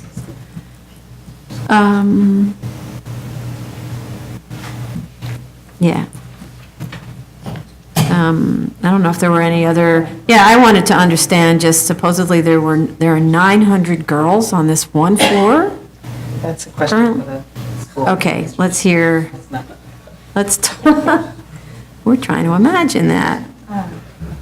No, and also this, oh, we could talk about this again, the lunch maneuvering plan where you've got fourth graders eating with 12th graders? Okay, so that, it was definitely a challenge, because what we were trying to do with the lunch plan was to see, just keep in mind that the preschool eats lunch in their classrooms, that's on the second floor. Food warming room, you had a question about that as well, on the second floor services all the preschool classrooms, as well as the dual-use gym lunchroom on the third floor, and the two lunchrooms on the fourth floor. One is a lunchroom, one is a lunchroom auditorium. The food warming room has a freight elevator that directly connects to the third and fourth floor lunchrooms. So first it services the preschool classrooms on the second floor, and then also services the other lunchrooms. So I hope that clarifies. There's another food warming room on the fourth floor. It's a little bit smaller. It's also a serving room. And regarding our complex lunch schedule, such as it was, we agree. It's definitely complicated, and here's why. What we were trying to do was to see if the 3 lunchroom areas that the school had designated could accommodate the entire 1st through 12th grade student body, such as it is, within those 3 spaces in 2 lunch periods, so that one at 12:30 and one at 1:15, so that no students are eating lunch too early or too late. Can it be done? So we had to take and without dividing classes, at least keeping classes together as much as possible to have the classes stay on whatever floor they're on. And first, second, and third had to move, because there's no lunchroom on the second floor right away, so they had to move. And then to figure out if they would all fit. It became complicated. We were shifting classes around in order to make sure that we could get, without going over, we were just under, that we left some flexibility. This is a plan that worked, meaning we demonstrated that that number of students can be accommodated in these 3 spaces. Will they put the 11th grade with the 3rd grade? I'm sure the principals will work out something else. But physically, all of these students do fit into those 3 lunchrooms in 2 lunch periods. They don't have to follow this there's many ways to redistribute them. Deck of cards, just move them around the classes to the different places. But they fit. If they had another lunchroom, we would have divided them up into smaller groups, but they all fit in with a little bit of wiggle room, 10 or 15 left in each of those spaces. So what you demonstrated to them basically was, even though you're putting the little kids with the big kids, which most big kids would hate, you're packing all the kids in total into the lunchrooms between the... It works. It can still happen in those 2 45-minute lunch periods. And we Right. also wanted to make sure that we didn't have too many classes moving from floor to floor. We didn't want congestion in the stairwells.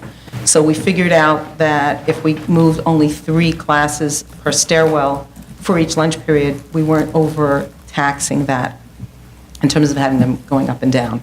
So that was all what we were demonstrating. Again, and certainly a plan that works, not necessarily the only plan that works, but it does work, so they fit. Okay. Then the issue of the rooftop play area for the little kids, where you need a a DOB fire department sign off? Yes, we do recognize we should add some additional notes onto the proposed roof plan.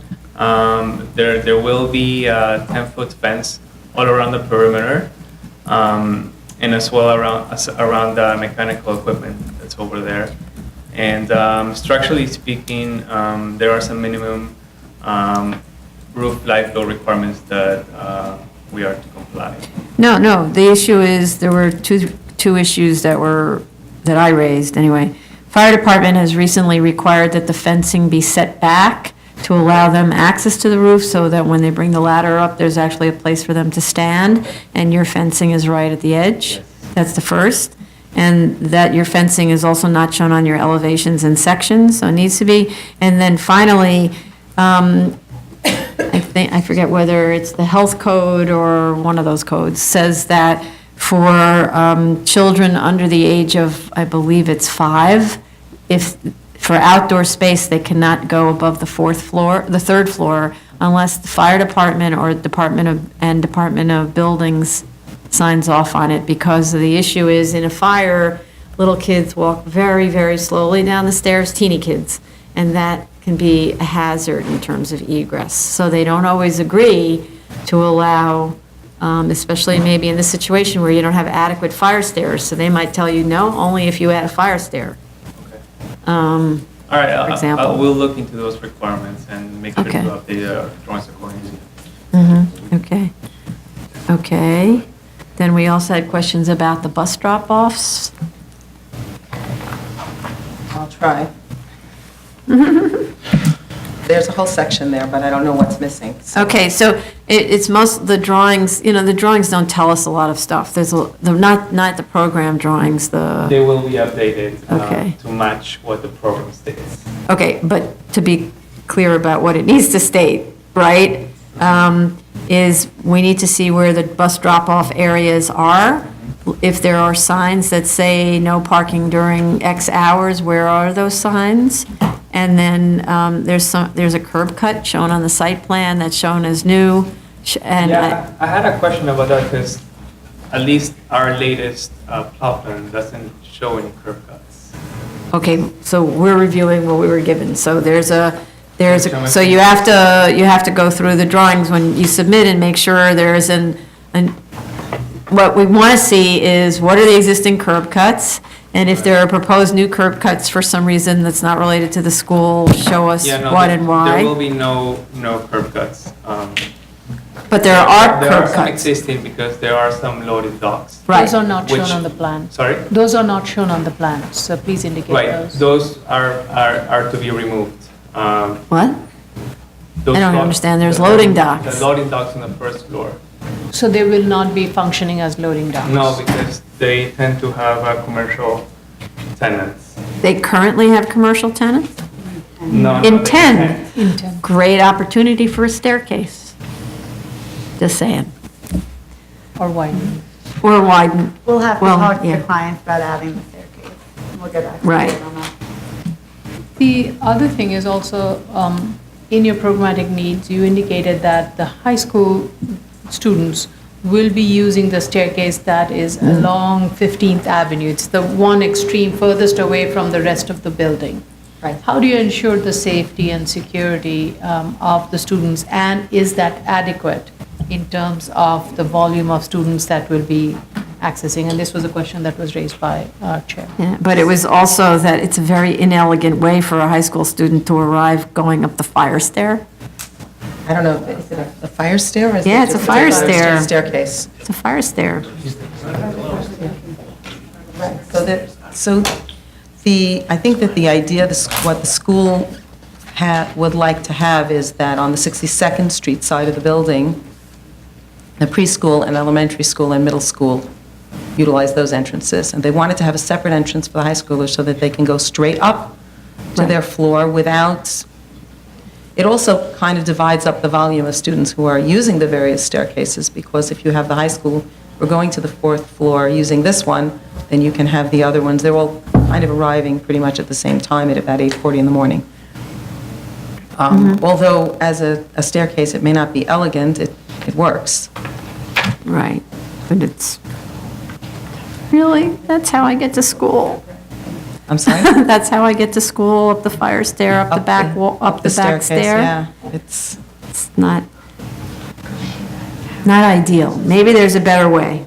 the entrances, meaning, so that's, yeah, there was a question about separating the commercial from the, Yeah, the first floor. All right, so we do have one main entrance for the school off of 62nd Street. That's where we have our ADA ramp. There's our elevator, there's a security booth, and some refuse rooms, all designated for the school use only. Aside from that entrance, we have those existing egress stairs, one on 15th Avenue, and then another one on the north end wing of 62nd Street. Our current plans and the proposed plans, indeed, they do show a door connecting the first floor commercial to that staircase, but that is not the case. We will revise them. The commercial tenants of the first floor won't have access to that egress stairs, those egress stairs. How do they get to the street then? There will be new entrances provided for the commercial spaces. So there's an office right now that relies on that staircase for second means of egress, right? Staircase number 3 in the far Yes, corner. that's, like I said, that's going to be closed off. The main entrances to all other uses aside from school will be revised on the first floor plan to clearly separate the different uses and making sure that we're providing enough means of egress for each of the spaces. They will be revised. The proposed plans need to be revised. Okay, what about the freight elevator? The freight elevator, I think That's just for the school. it's for the school, yeah. They kept one and they're closing up one of the existing ones, yes. But that is for Wait. the school use only, So, I forget, there's a cellar in this building, right? yes. So, I believe that's just mechanical. mechanical. Mechanical, yeah. Don't you use a freight elevator when you're changing your boiler and all that stuff? Right? So, if it's for the exclusive use of the school, how's that gonna work? Well, The I janitor, guess the building management has to be able to they go will in have there. access- Right. So so the concern is always, how do you prevent building management that needs to get into the cellar, the super, needs to get into the cellar to do his thing, right? How do you prevent Well, there's a them Right. from coming onto There's a this? security booth right by that elevator. There's a security booth, so there's always going to be someone supervising who's coming in or out of the building. Mm-hmm. So I guess that would be the checkpoint. So you need to then lay that out much more Yeah. clearly, Mm-hmm. how that security element is going to be modified. And I was taking notes, so I just also want to make sure that the stair number 3, that also will not be accessible to the Yeah. commercial use? That's what they said, Which one? yeah. So there are 2 staircases on 2 ends, Yeah. right? None of those will be None of accessible to them. No, commercial? All 3 stairs serving the school will be for the school use only. And the elevators, like I said, we will provide. Except the freight elevator. Except for the freight elevator, which, again, we have that security booth on the first floor. And if need there be, they should be able to tell who's coming in or out. And I don't know if that's already described. I don't know. It's not, no, The freight elevator is only access to the school. Why is it? because No, you there's- need to be able to go down into the cellar. The ownership needs to be able to get into the cellar with equipment The school and has to so on. answer whether or not is the cellar being used for the commercial use or only for the school? It's a partial cellar, so it's only as, right? It's a mechanical cellar. According to the statement, it seems the cellar is not going to be It's used not being used by the school. by the Okay. school. Right, and it's a small, relatively small cellar, but it's there for the use of the building. It runs the building, right? And it also, there's a staircase that goes into the cellar, so That's that's the same staircase, issue. That's the same staircase that's going all the way. Yeah, number And- 2. And actually, that's a good point. I mean, the cellar needs to have 2 means, doesn't it needs to have any? Not no, No, just less than 75. So there needs to be a separation of the movement from cellar to the ground floor using the same set of staircase that's leading to the grades above. Unless that's a separate stair. No, it's not. There's, Unless they include. there's only one staircase that goes up. You want to make it part of the school? It's between 2 short columns. the- I don't know, the bottom 2 short columns. They wanted to make the cellar part of the school and then that resolves the problem. Yeah, right. That's the same one. Yeah, yeah. Make it part of the school. Yeah. Okay. Hi, it's Rabbi Steinmetz. I just want to make that clear. The use of the cellar is only for the school. It's not going to be commercial. It's not a big cellar, but whatever there is only going Only to for be the school. exclusive for the school. So how does the heating system work for the commercial spaces? Gotta be shared. It's an HVAC system. So there is no boiler in the basement. There's no boiler in the basement. So wait a second. where are the mechanical systems for the commercial spaces? Right now, I mean, the commercial meter space, the room for first the floor is commercial still s- open. Sorry? Right now, there is nothing in the basement, there is nothing on the first floor. This is only proposed, this is what we would like to do, to get a commercial tenant for the first floor. But right now, there is nothing, it's empty space. This Which only is empty proposed. space? The first floor and the basement. And We the intend- cellar is empty. I'm sorry, the cellar. We intend to keep the cellar for the exclusive use of the school. It's not going to be used by Are the you commercial the building tenants. owner, or are you the? I'm the administrator. You're the administrator for the school? Right. Okay. So what I'm trying to understand is, are there commercial uses operating in the building right now? No. Okay. So if there were commercial uses in the building, how are they running? Are they going to have their own separate mechanical and everything system and guess the so. meter and the That's what water it's and gonna all have that to be. stuff? They will not have access to the cellar. They're going to have their own mechanical room and whatever else they need. And the landlord knows this? We're going to be the landlord eventually. That was the other question. So you're purchasing the building? Correct. Ah, okay. Thanks for letting us know. Okay. So, all right, so you're purchasing the building. So in terms of the comps, the sort of comparable searches, it was for purchase as opposed to rental, and that needed to have been made clear, and it wasn't yet. Okay. We actually have the author of the broker letter here.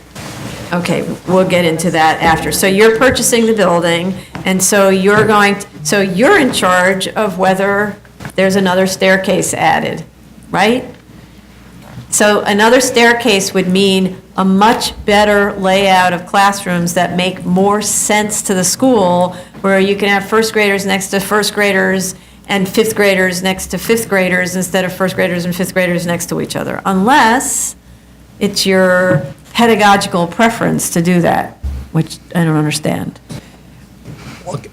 I'm going to leave that up to the architect, but what I would like to say is that we have approved plans.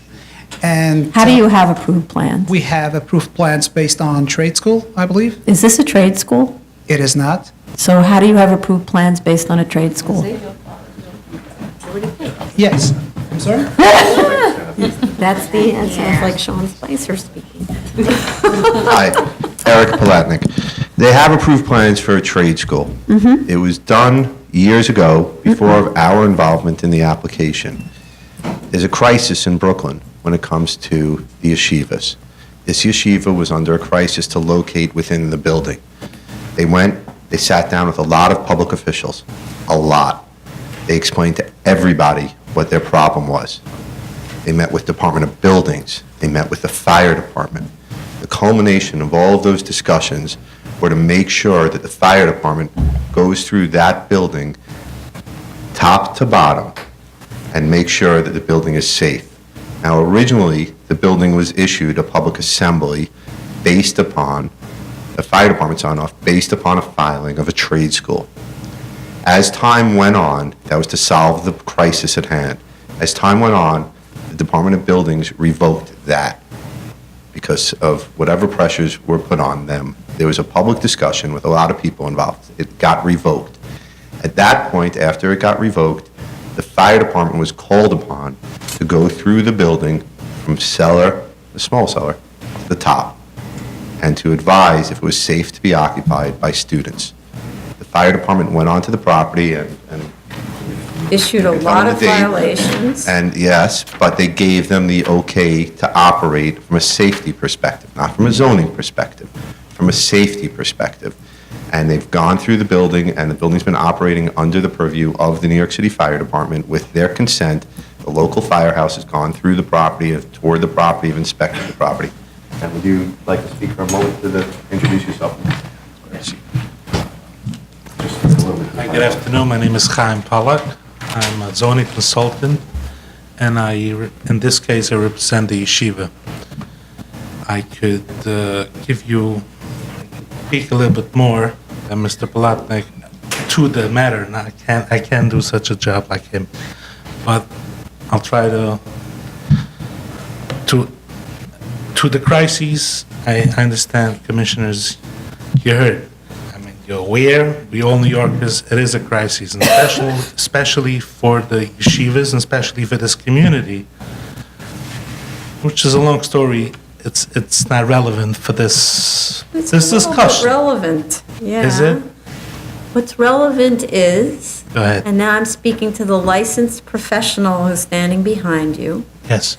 that the licensed professional draws up a set of drawings and makes representations to a government agency that the use is the use, that the use will be used according to what's said on the drawings.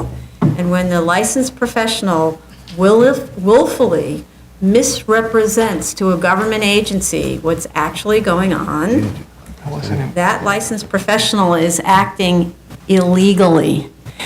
And he's facilitating your illegal use. And I have to say that this subject of emergency comes up a lot, where what I'm seeing instead is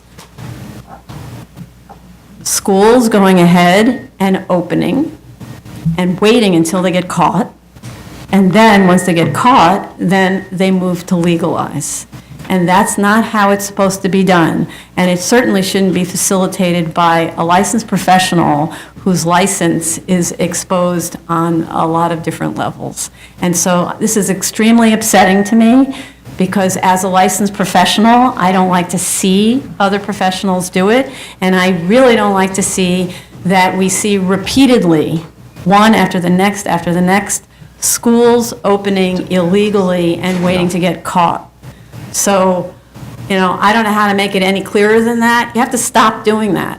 It's not okay. You need to decide you want to do something and do it legally, and don't create trade schools that specifically say on the certificate of occupancy not to be occupied by persons under 18 years of age.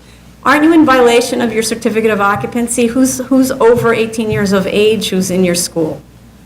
Anyone? None of the students. There are a couple. There's a couple. Good to know. As I've been doing this, thank God, for 13 years, so I'm aware what you're saying, and I happen to agree that this should not go this way. And I cannot speak for the licensed professional, neither can I speak for other yeshivas. But what I could speak is that, and Mrs. Friedman from Friedman PE is my witness, and Scott is my witness, that this is not the first yeshiva that I am getting into the right tracks. Helping him, streamlining, they're not doing something because they want to do something against the law. They're not doing this because they feel that I'm here and I could do whatever I want. And whatever they did is safe. The building is safe.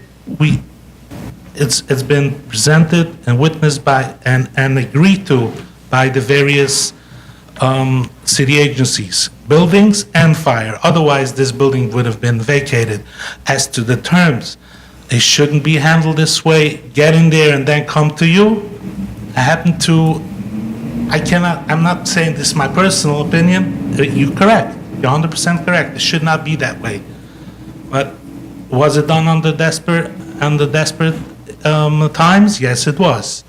So I could only tell you, I meant to report to all, maybe that's not the right way to answer, and I forgive, everybody should forgive me if I don't speak with the right respect. This is not my intention.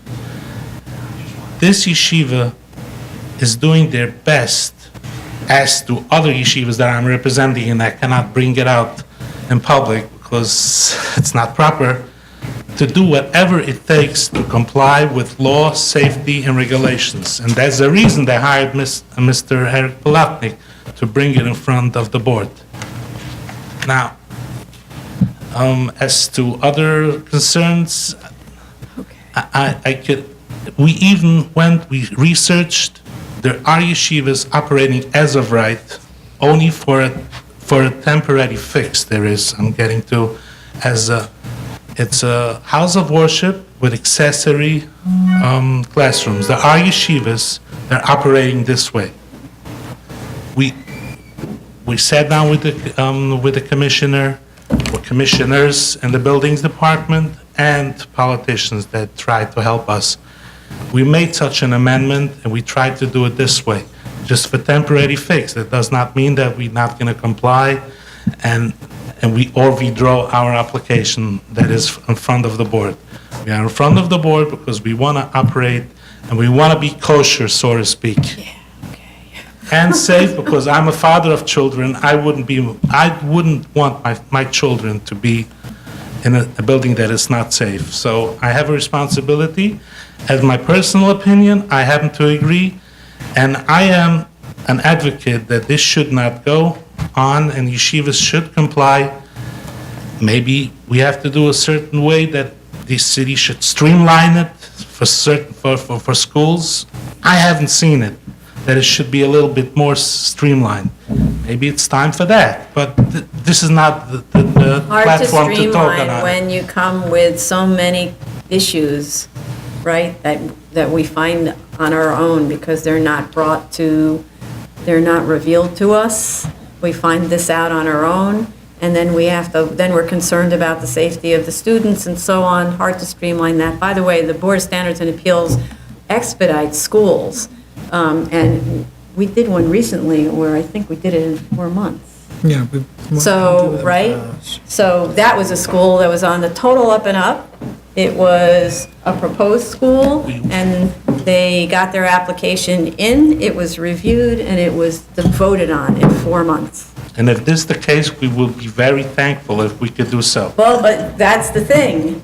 Look at how many questions we have about, we have questions, right? And There are questions that I could answer. and others that need to be answered, but. By others, okay. sure. And this has been going on for a pretty long time, right? The reason I brought up the point, sure. Hi, Eric Planick. Okay. Everybody here comes with the recognition of what you're saying. This has not been, I don't know if you know that Councilman Menchaca issued a letter of support for it. There's been a few other councilmen that have been involved. There's been people at the Department of Buildings. There's been the fire department. This has not been going on in a vacuum behind closed doors. They were in a tough spot. Everybody in government has worked to try to help them. They did file here about 2 years ago. We've been working very closely with your staff to get it through. Not 2 years ago. I think we filed 16. April 27th, 2016. That was the special permit, the variance. Special permit, That was when we yeah. were directed to file the special permit. The variance was filed about 9 months before that. Yeah, it was filed October 15. It's 2015, so. Yeah. But that's after internal review that decided you didn't want a mezzanine, so, right? Right. All I know is that everybody is trying. Everybody's been working together. We recognize that it looks, from your perspective, like they skirted every rule and did something for their own self-benefit, but they really haven't. They've been trying to accommodate the students. The building was gifted to them. They are not a wealthy organization. It was gifted. It was gifted by a person who owns the property across the street, Mr. Twersky. They are in the process of taking ownership of it through that process. It's a difficult thing to do, and that's why the ownership was a little confusing. Throughout this whole process, they're scrimping and saving shekels. They don't have money. He mentioned they hired me. Yes, they hired me. Have they paid anybody on the team anything that anybody should be getting realistically? No. Has anybody on the team asked them not for to us pay to them? know. But I'm telling you all this information because what you're looking at are people that out of their hearts and out of their intent is to do good. And everybody up here has sort of caught on to that, and we're trying to help them. They recognize that you're in a bad spot, that you've got a building it's a mess. The building's got pieces of it that aren't the way they should be, because they've really been operating on a shoestring. But what you're looking at when you look at all of them is you're looking at 5 or 6 people who are trying to get it all together. And they're trying to get it all together with no money, or very little money, and with everybody jumping through the hoops. So we know you have every right to be looking at us with like we're crazy, with 2 heads. So what are we doing, coming in here asking for your permission on something that's illegal? But as you know, I've worked on other yeshivas where there's really, or other schools where there's been more of a blatant disregard for health, safety, and welfare. Whereas in this instance, they really did try to check all the boxes. So not to make fraudulent statements, but to make sure that the people that were going to occupy it on an emergency basis were safe. We've had cases where there's been environmental conditions in buildings that appalled everybody, including myself. We've had cases where there's been buildings without even a sign off from the Department of Buildings, and the fire department never even touched the building. egress stairs. There was one case I think we had where there's an egress stair to nowhere. All of this stuff, that was their intent to try to avoid, not to come before you and to try to pull a fast one and say, hey, look, we're trying to do it legal, and they weren't doing that waiting to get caught. They were trying for the past, since 2013, when they first contacted us, to get the variance together. And we spent a year with them trying to get everything together because they had no money. So trying to get the architect going, trying to get Mr. Roth crew going. It was very difficult until they earned everybody's trust. So this is an organization that even though it's 2017 and, it looks like they've tried to get past until they got caught, it's really quite the opposite. They knew they had a problem from day one. They had a crisis. They had to get students in. They didn't have a place to be. Luckily, a very wealthy benefactor who is related to Twersky on Torts, as you may know, stepped in and donated the building to them, and now they're left with a gigantic building that's a money pit, but they have students that they have to accommodate, and that's the position they found themselves in, and they were just trying to do the best they could. We're not trying to put that burden on you, but we are coming before you with complete confidence that from an environmental perspective, the building is safe, and from a fire safety perspective, the building is safe. Now, it doesn't have the right approvals for that, but it is safe, and nobody will, knock on wood, be injured from a condition in the building that's related to the zoning aspect of it. And that's what they wanted to make sure. So I just wanted to say that because, I know that's under your skin, and I know that a lot of people come in and they are bad actors. These are people, what they've been trying to say to you is they're not bad actors, they got caught in a bad situation. And I want to say, it's not that it gets under my skin. I feel like the board is the professional department of dealing with scofflaws department. Right. And you see them all. We're seeing so much of this, and we're the ones who end up having to effectively enforce because no one else is doing it. And I have heard, it's just you're not- right. It's wrong. I've heard this for decades. And I just needed to broadcast, and I am particularly disturbed by the architect who facilitates it. It was not Manuel, by the way. Well, it was doesn't not. matter. The architect who's the architect of record, who Yes. signs and seals the drawing, facilitates it, and shouldn't be doing it, should say to the client, I won't. Right? And so that needs to broadcast to the architectural community, don't. You are correct. Right? And I You- say that as an architect who would never do this. And they shouldn't. I would resign if forced to do it. And they right? shouldn't. But by the same token, the fire department walked through the building knowing that the paperwork said that it's a trade school, and then seeing with their own eyes the toddlers running around. And issuing violations in 2013, Right, tons of them. but giving the okay to occupy. Well, what are they going to do? Right, but aren't you also occupying at the moment illegally, because aren't you limited to 499 people per floor, but you have 900 girls on one floor? That, I think they got, the fire department came through with that. We don't have, that's incorrect. Aren't you only occupying the third floor at the moment, which is going to be legalized, and you have 900 girls on it? Yes, we are occupying the third floor, but no, we don't have 900 girls. But the statement of That's what fact it says. The statement of fact says that you currently have 900 girls located at the site, soon to be 1,300 and change. Hold on, I could have somebody from the school to clarify this. Okay. Time grows. Just want to make clear in the plans, the current count we have in school is 900, but that's distributed between multiple buildings. There is a mention of a building on 1363 50th Street. There is mention of a building on 1362 49th Street. Right. So the cumulative number currently is 900, but But the paperwork says that number is 2,000 at 3 sites. that's a boys' division.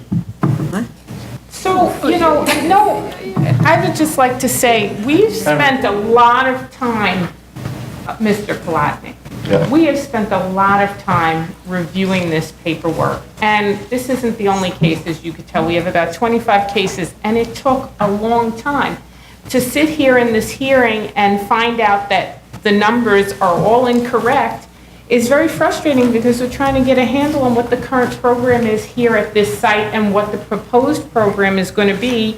And I'm throwing out numbers, and it turns out that those numbers are not at There's all approximately relevant to what's going on here. What's And in the it's statement, frustrating. I understand that, and because we're trying to communicate with the clients, and there's been a little bit of miscommunication. There are right now, what is it, 700, correct? The number? That's 700 that's in the building right And that now. means they're on the third floor. Yes. where there's a maximum occupancy if all those staircases are open, as Commissioner Otley Brown cleverly points out, of 500 people. So how does it that the fire department decided it was safe?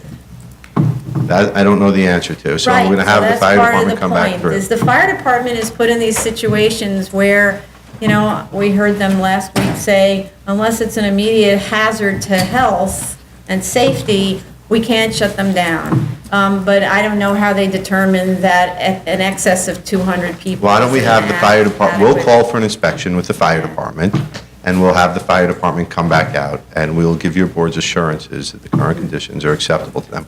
We'll get the numbers a little more clear, Commissioner Otley Brown, as you called out. We'll call out the other schools, and we'll call out what the total is here. It's the- Right, and since this has to do with the girls' school, I think you need to focus in on the girls' number. And not the boys, which are, hopefully the boys are not going to be in this building. No, they don't mix. Not Right, even they at don't the mix, so Don't mix. junior level. they don't even need to be in the programmatic needs. Right, but I didn't even know they were in the programmatic needs. I was reading about 3 locations dealing with girls and the ultimate total was 1,200 something. Yeah. 1,126, no, that's the. I sorry. had 2,000. Yeah, you have 2,000 in 3 locations, a total of 2,000. Yeah, right. I also had 2,000. But that number, now we're finding out, includes that the included the boys boys. as well. 2,000 So that has to students be In taken 3 out. separate locations, Yeah, that's what I had. 2,000 students in preschool, elementary, middle, and high school in 3 locations, 50th Street, 49th Street, and the subject site. subject site. Right. We'll break down for you what the numbers are on each site. It is, from what I'm hearing, and I'm learning this right now as well as you are, that they appear to be over the maximum that the fire department. Appears. Okay, but we will find out for sure. We'll give you back the right numbers, and to give you more assurances, we will communicate with the fire department before the next hearing and have them come out to the site if the numbers are in fact over, to make sure that we're operating in a complete accordance with them. And so I want to go to why these hearings take so long. It's because the materials that were submitted initially get reviewed by the project managers behind the scenes first. The project managers do their best under extreme circumstances to figure out what in the world is going on. And then, having decided that they think they know what's going on, it gets calendared for a hearing, okay? And our hearing schedule, as you probably heard by listening, is very, very packed. And so maybe it takes 2-3 months before you get a hearing. And then the commissioners read every single word in the materials, and each of us tries to decipher it into something that is distilled into a few paragraphs so we get it. And then we hear completely different stories at the hearing. And so then we have to try to figure it out all over again because we thought it was this, but it turns out it's this, and the next time we find out it's actually this.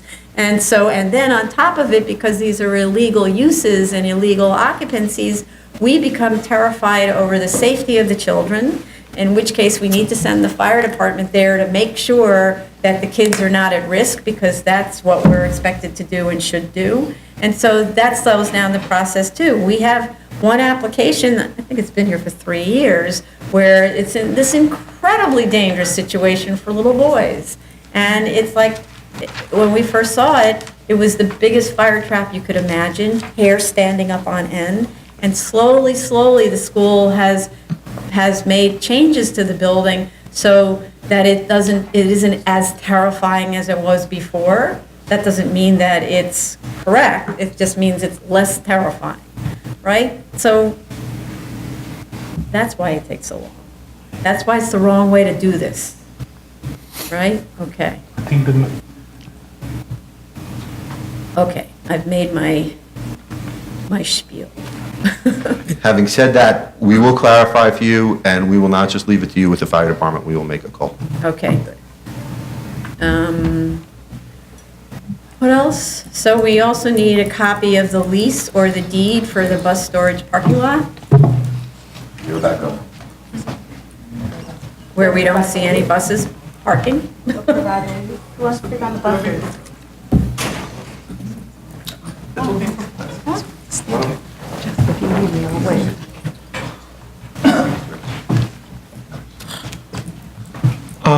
I read the comments, Chaim Gross again. I read the comments about the bus, and I understood that the commissioner tried looking at satellite pictures and didn't see any buses. And a site visit. A site visit, so I'm really perplexed. I looked at, actually saw that, and I went to Google it.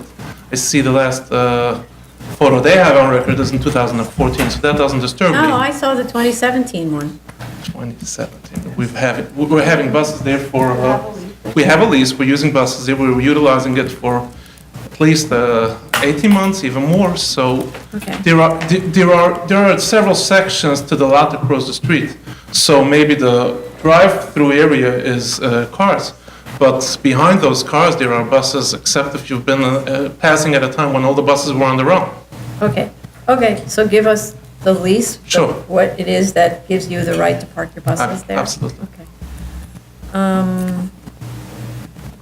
Okay, then this isn't really your department, but someone who's handling the EAS.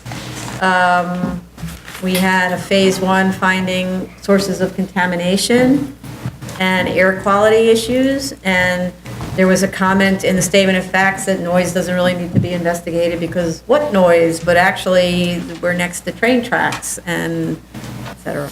So, good afternoon, Hiram Rutherford. We've actually done a lot of work within the building. Yes, we did a phase 1 ESA, environmental site assessment. At that time, the building, the portions of the building that were occupied were being heated by electric heating. They had individual units in each room. The portions of the building that were not occupied were not heated. There was no heating system at all. The boiler in the basement is out of service that they had there. So what's that got to do with, that has to do You were with just interior air quality? You were just asking how the building was heated, so Yeah, I see. I have that But answer. obviously, when they do this work, they're going to put in an internal air treatment, air conditioning, heating system, something, right? How's the building heated? I'm not aware of. The building's heated with electric baseboard? Electric. That'll cost like $5 million a year to heat a building that's this So- big, right? So you're not going to stick with electric baseboard. So we did a phase 1, and it indicated that historically the building had had a lot of manufacturing uses over the years, and that we made a recommendation that because of some of those uses, there was a potential for contamination to have occurred. Therefore, and because the building, there was going to be no excavation or ground disturbance, it was going to be an interior renovation, we went in there and we did indoor vapor air quality sampling to see if if there were any vapors indicative of any oil or past industrial uses. And we did about 7 or 8 Summa canister tests throughout the building, the results of which came back that there was no indication of any fumes or vapors or whatever. Did you submit that? We did not. We have a package including, let me go on, we did noise testing as well. We did noise testing within the building and outside of the building. And we indicated to the school that we felt that they needed about 9 more dBA of interior noise attenuation to meet the standards of an interior 45 dBA. And we worked with the school. They just put brand new windows that would achieve that noise minimum. So because of some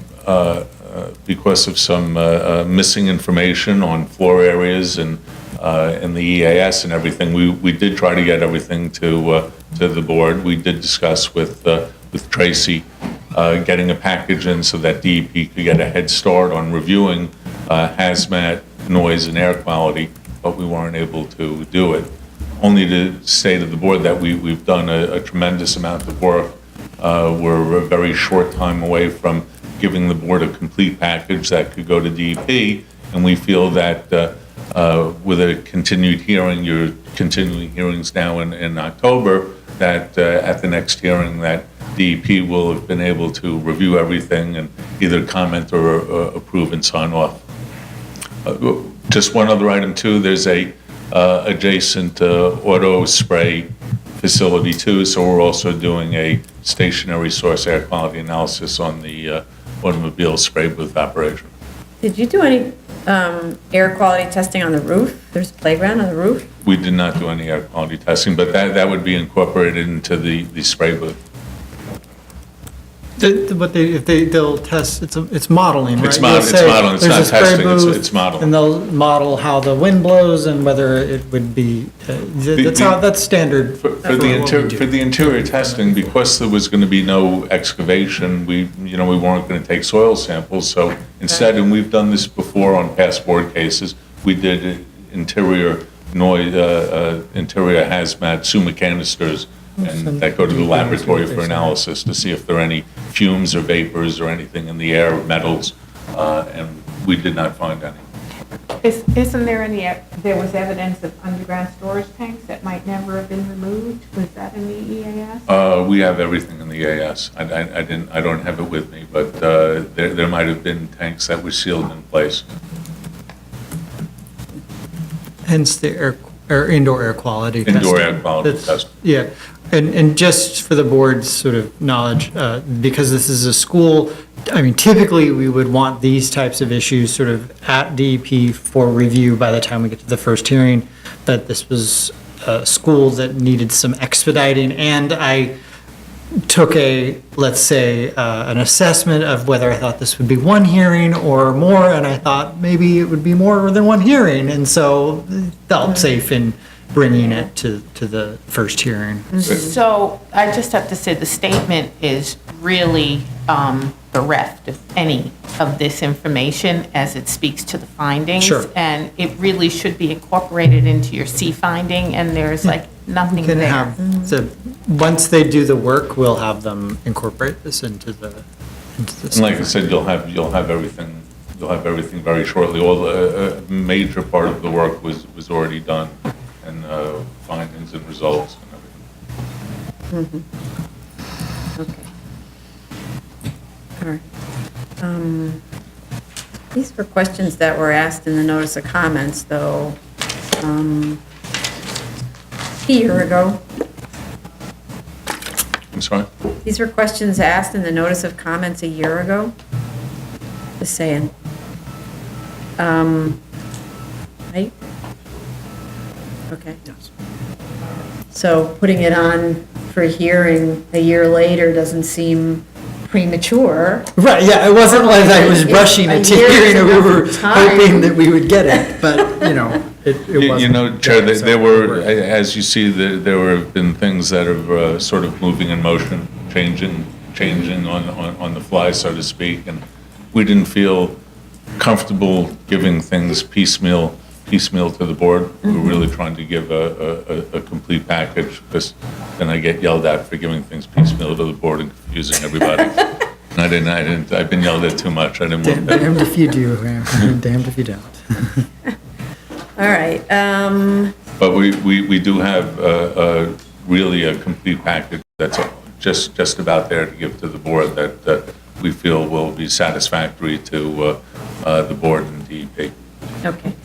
Thank Thank you. you. Thank you. Okay, there was a question for the architect about the facade. Yeah, it's all industrial.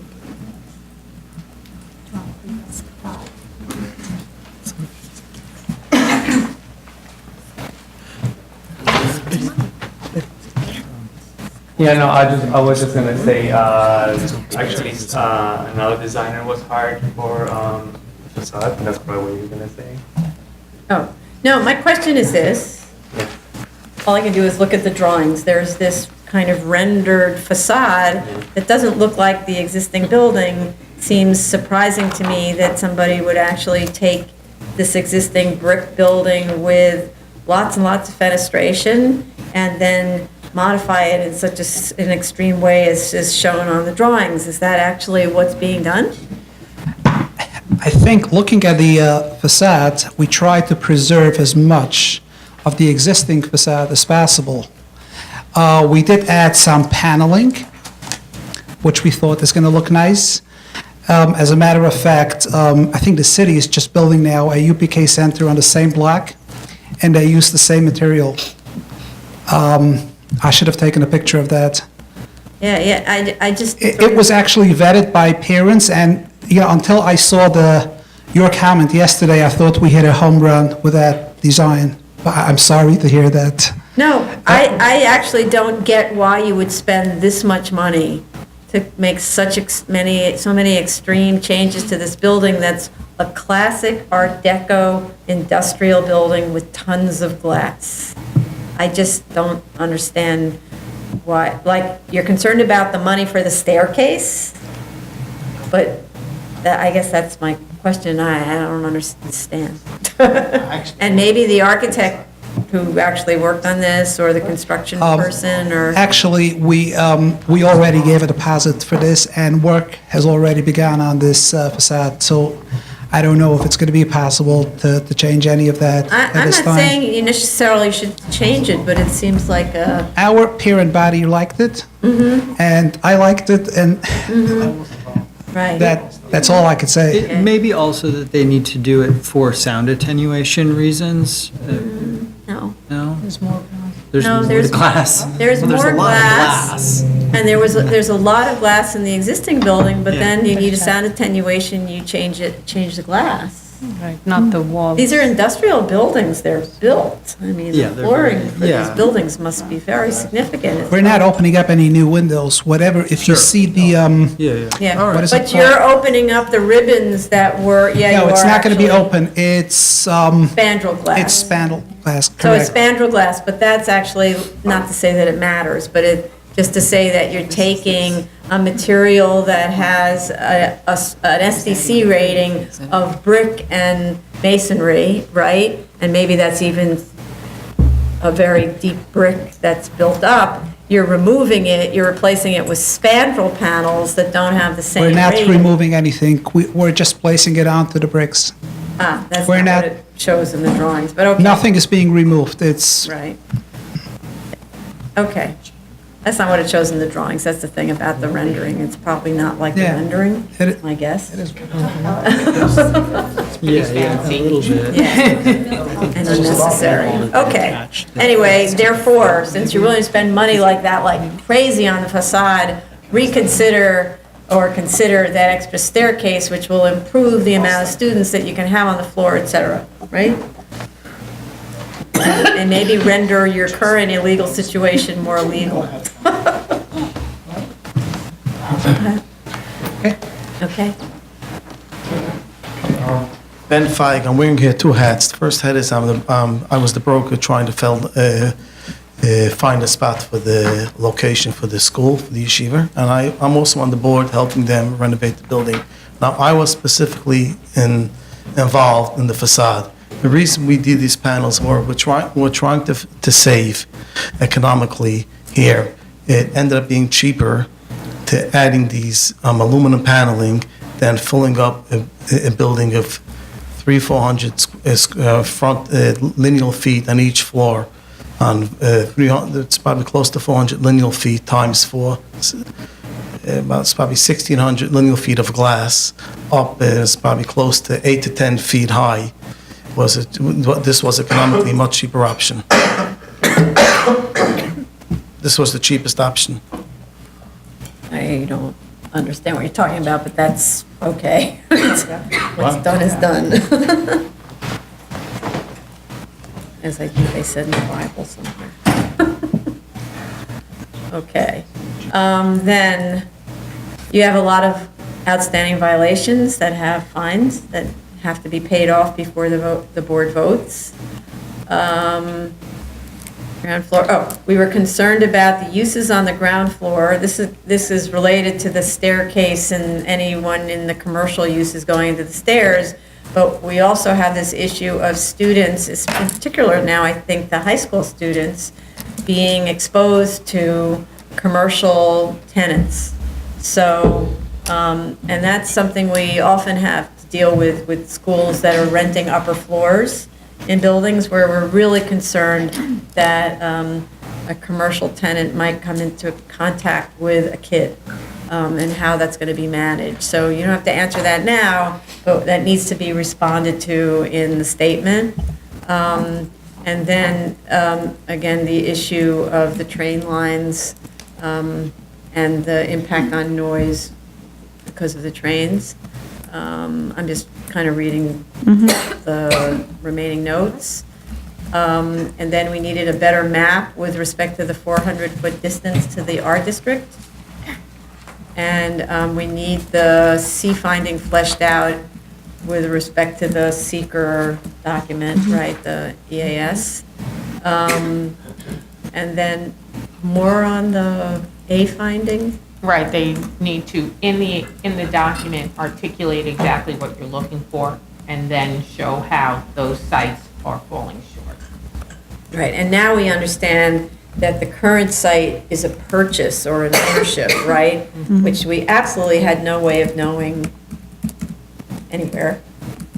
And that's what was being compared to for the other sites that were looked at. We wrote all the comments of yesterday's review session. We wrote them all down, and we'll address all of them. Good, okay. All right, are there any speakers on this? I don't think so. Everyone seems to be here for this, I mean, as the applicant. Okay, so let's see, in terms of schedule, there's a lot to do, I think, right? So probably October 3rd is not enough time. I'm thinking October 17th maybe with an end of September submission. I don't want to see an incomplete submission because we don't have the patience anymore for submissions that have mistakes. How many are on for the 3rd? It's getting Third should be good. after. I don't want anything big. This is big. This is It's going to be big, hard to and review. We'll actually- make it the 17th. We have it on. Actually, we also We are have going to to want submit room for weeks new before that. cases That's in on about the, a month. on the 3rd, like, October because we 17th for haven't scheduled September. new cases. Oh, and I didn't know that. We Okay. want to do that, so we Yes. should leave some Okay, room so the for some new 17th, cases. I don't want this on. Kill us like Yeah. And we do everything in. Right. Have mercy on us. We thought everything, What? I mean, it was rolling along pretty good. No, but this was a killer to It was a- Yeah, no, to it review. is. Our brains were blowing up and we were up to like number And up with the 20. submission. Right? We don't have everything. We'll do it during it. When is the next hearing available after October 17th? Oh, the 31st. I think that's better. That's after the holidays. It's enough time to They're make in the charge of the submission. holidays, I don't know. Yeah, but Telling we you, were very we need more careful time. to Yeah, schedule, Sure, and I realize. I know, we The work- wouldn't have scheduled a hearing, but that But they doesn't work. mean they're working. Yeah, they're working. I know. Okay. Okay. Can we please take the October 31st hearing? Okay, so then that's a submission on October 11th. Okay, thank you. Thank you. Oh, and 24615BZ, we're just going to take that off calendar. Okay, the yes, variance. Yeah, that's right. yeah, Yes, that's the yes, variance the application. No That's need to have it good. clogging Yeah, this thanks up. for We'll just reminding. take it off Yeah. calendar. Thank you. Okay, thank you. Thank got you, that, Tony? everyone, for coming and your testimony. And please, when you, when your attorney submits, everybody who's involved in this needs to review what's being submitted before it's submitted to correct errors. Please, everybody, the whole crew, all right? Item number 4, 2016-4215 BZ, 262 Exeter Street, Brooklyn. Thank you. No, I was going to give it to her. It's okay. Oh, okay.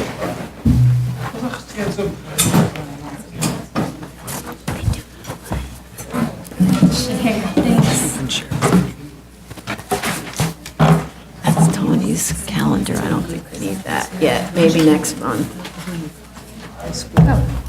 Thank you. I guess I should say good evening, Madam Chair and members of the board. I'm here today with the architect, engineer. If you have to answer some of your questions. Regarding, you asked about the existing floor was a 1411 and it dropped to 13 feet.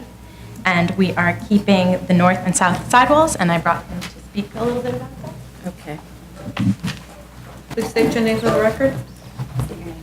My name is Leonid Bogomolny. Spell it last name. Say it again. No, state the record, but. Okay. Leonid Bogomolny, Bogomolny. Thank you, sir. Okay. This is, for this question, actually, why we move it down, just utilize the space, because we removed cellar, which is nobody will use, no headroom in cellar. So this 1 foot we can move down. So this is the main purpose of it, just to have a headroom and living room a little bit high. And technically, we're still keeping all the exterior walls intact. It just we're moving joist. We need to move it anyway because we're removing all partitions in the cellar, which actually supported this wall. So now we have to come up with a new structure of the floor to support like a 27 feet span. So it's like The 27 it will be different frame, we're not supporting on the partitions anymore. So it will be a little bit different. But walls itself, it's not affected. So we will kill the joist and put a new stuff. It's like decking.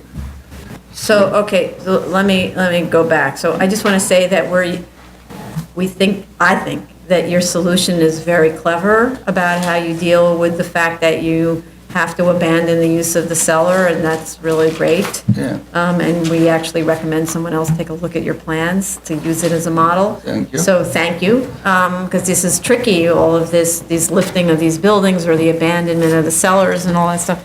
So, but I want to, let's see. So this application requires that you retain enough existing structure Correct. to constitute an enlargement, right? Yeah. And so what we're looking for, which I'm trying to understand as you speak, not only the retention of the first floor, or let's say of the walls, but also of the joists, right? Because what we always look at is what constitutes an existing building? Floor area.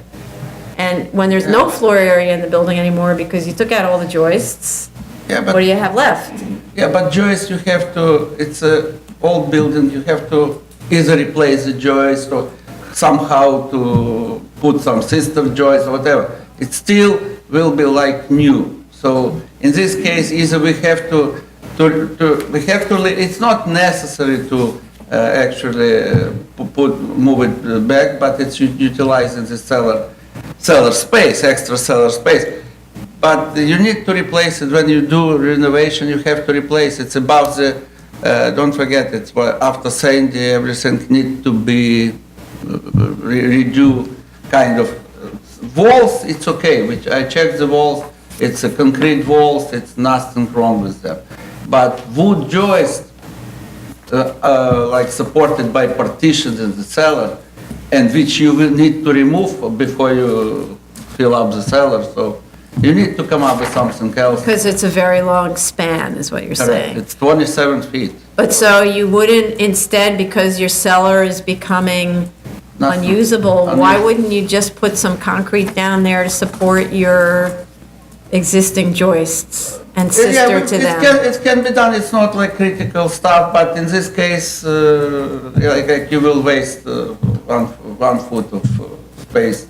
No, but I'm trying to argue for you to help you retain an existing building. So the building's only a one-story building to begin with, right? Yes. So the idea is that you'd be retaining joists on the first floor and ideally joists on of the roof for your second floor, and that way you've got enough existing structure to constitute an enlargement as far as the board is concerned, right? So in terms of your crawl space, instead, I'm looking at your existing drawings. What if in the location of those mechanical, that one wall that's carrying the joist currently, you put some kind of a concrete member that carries those joists, and then you sister to them so that it carries the rest of the building that you're extending? We can do this, but technically what TPPN required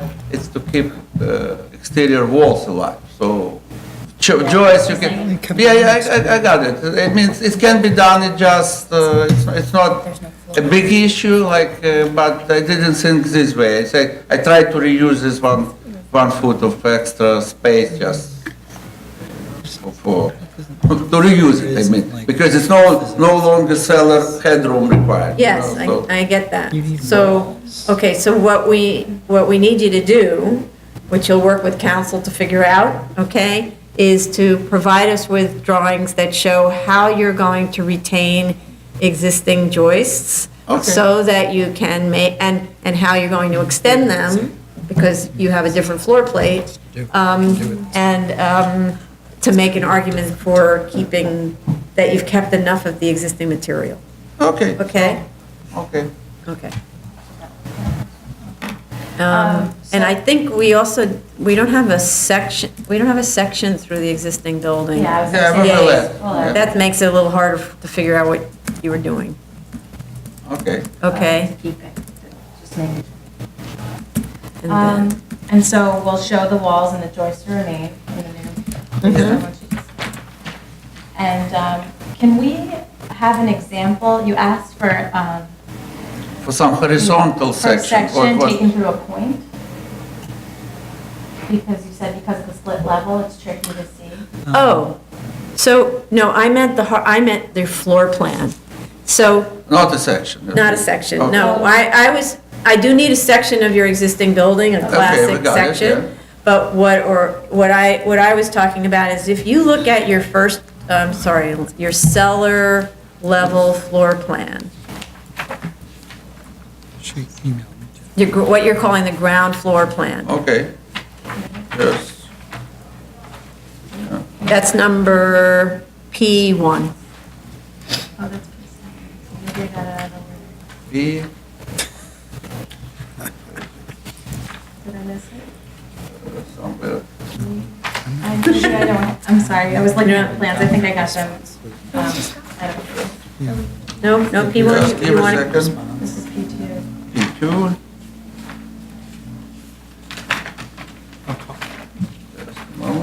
Somehow Yeah, I think messed that up. P1 got out of it. So we're looking at the ground floor plan. Okay. Yeah. Yeah. You want me to show you here? Yeah. Okay. So the issue is that if you look on P1, which is the ground floor plan, and whenever we think of a floor plan, right, it's something that's cut at a certain horizontal height, So you right? don't want to see. Yeah, you would not see that staircase going up because that's reaching the next level, right? So that staircase would be a cut stair with dashed lines or whatever to indicate it's above your head. And this wouldn't show at all, so that's incorrect, right? Okay, yeah. Because now it's clear what to. Yeah, okay. That will be. So we'll also provide calculations on the drawings that balconies comply with 2321. Yeah, this is. And front yard depth, we'll add a note to the drawing that the DOB will review and approve the front yard in the garage. Yeah, technically we're in compliance because there is a, like, paragraph saying after all the stuff, it says, if you still have, because you will have 15 feet required front yard, but if you have opening for street parking, you should have in front 18 by 8 and a half, so that's what we provided. I think it will be acceptable by DOB, but we will let know. You know, we just want the note because DOB, last month accepted it, and then next month they have another opinion, and we can't waive this condition. Okay. So, okay. So, okay. And then the last issue, as of Right House has a 24-foot backyard. I re-gave you the Sanborn map and 2 C of O's on the block showing other comparable rear yards. That's what's in here? Yeah, so I regave the Sanborn map, there's 2 C of Os, and for instance, sorry. It looks like Yeah, all so, the buildings are the same, like backyard, no 30 feet. All of them like 20 feet. so if you look at 97, for instance, it's a 19-foot backyard, and if you look at the Sanborn map, the rear yard looks like it's in a similar place. And we just determined that based on looking on the Sanborn map. Yeah, intact with all the buildings on the block. So you're talking about the Sanborn that you just provided Yeah. with the stars? Yeah, that was showing it, I have the C of Os for those, and then the rear yard study we provided, and that says what the backyards are, 19 foot. Oh, I see. And if you look at that, like 97, for instance, and you see it has a C of O, and you can see the Sanborn map also has a similar looking backyard. Yeah, okay. And then you can kind of see it in reference to our property. Yeah, so it looks like everybody built the same way. Except for those 2 guys who probably shouldn't have. Yeah, and we use that example because it's super close. Because it's 19, it's still less than 20. Okay, I understand. Okay. Is there anything else? The drawings provide calculations on balconies, front yard depth, and, okay, I think that's it. Anybody else? Are there any speakers on this? Okay, so, no speakers, right? Eric was standing, that's why. All right, so good. So, you know what to do, right? Yeah. Okay, so, when's our, October 17th? Should we do that? That's fine. Okay, so put this on for continued hearing on October 17th with a submission on September 27, right? September 27th. Yeah. Thank you very much. Thank you. She doesn't know to ask, I just wanted to ask. If it's okay with you and you like everything we give you? It's is it always a possible- possibility. They're dying to get going on their home Okay, and. it's always a possibility that if Thank you. everything is in order, we can both close and vote on the same day. Thanks for giving us that opportunity. Okay?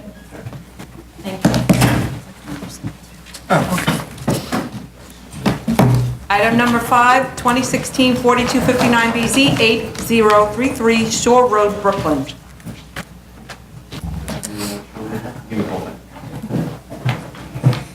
Come on up, Sal, you're up. You responded to her. Hi, Sal. Just give me your number.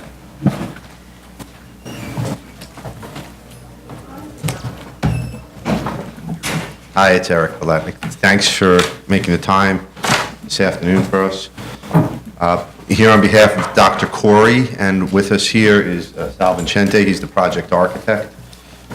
We attended your review session yesterday, and we heard your comments. And I think when it goes to, the simplest one was the side yard that doesn't match up, so we'll start there.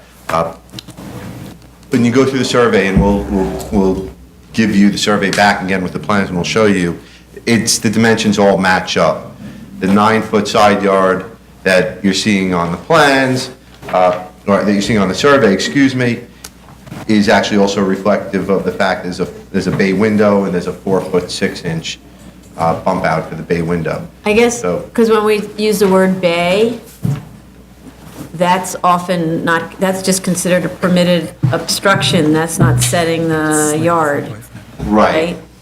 So, In the survey, though, that dimension, 9 foot, is not, it's not where the bay window extends to the maximum, it's really before Right. the bay window. No, the right? reason is that, the reason that I'm asking is, when it says bay window, a bay window traditionally doesn't have a foundation, so the board doesn't consider that to be your yard, right, in front of the bay. It considers to the structure to be the bay.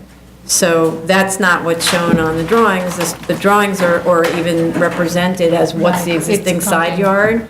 And the reason that I ask it, the main reason I ask is because the buildings was modified in the 90s, so presumably had to comply with zoning.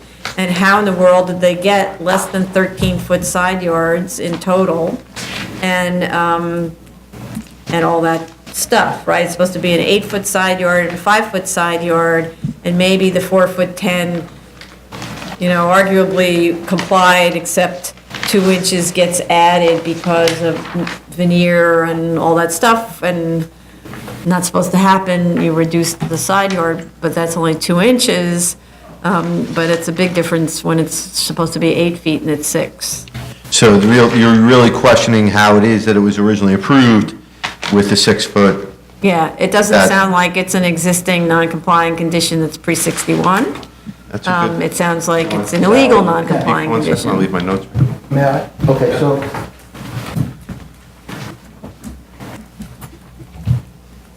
So here's the 1990 application. Good, that's what we wanted. May I? Yeah, sure. Good evening. Oh, this one? We want to see that one, okay.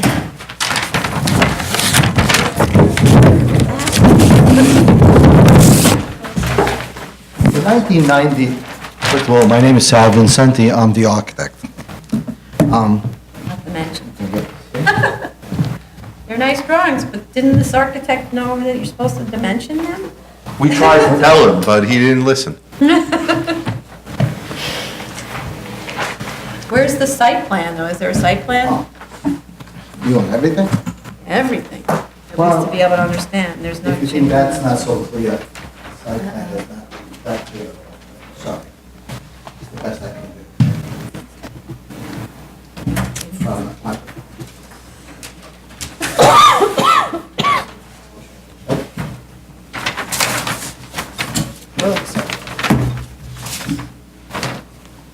Here's another.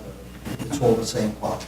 That says 5 feet, that side yard, and I have no idea what that side is. So that was supposed to be 5 feet, the side that's now saying 4'10", that makes Well, sense. And this somehow- side would have complied with zoning. So There's now, a dimension I want there. to show you something else. I want to show you a 1929 Belgian line, which shows the building exactly same footprint. Now, it didn't move. It is where it is. Where's the building? It's the exact same footprint of the building as it is. So, I mean, I don't know, it's based on where the surveyor located it. That's a one-story thing. It's based on where the surveyor located it. We didn't move the building. I don't think anybody moved it. However, I believe that they had put a brick veneer somewhere along the Sure, on the way other side, that's how they got to Some- 5 feet, which was what. to 4'6", and now we're taking down the brick veneer, we're going to 4'10". Okay. So, did you get this from microfiche? You know what? I think that I might have actually made copies of the plans. Somebody actually found. So the these plans. these were blueprints? Well, there's some kind of prints, yes.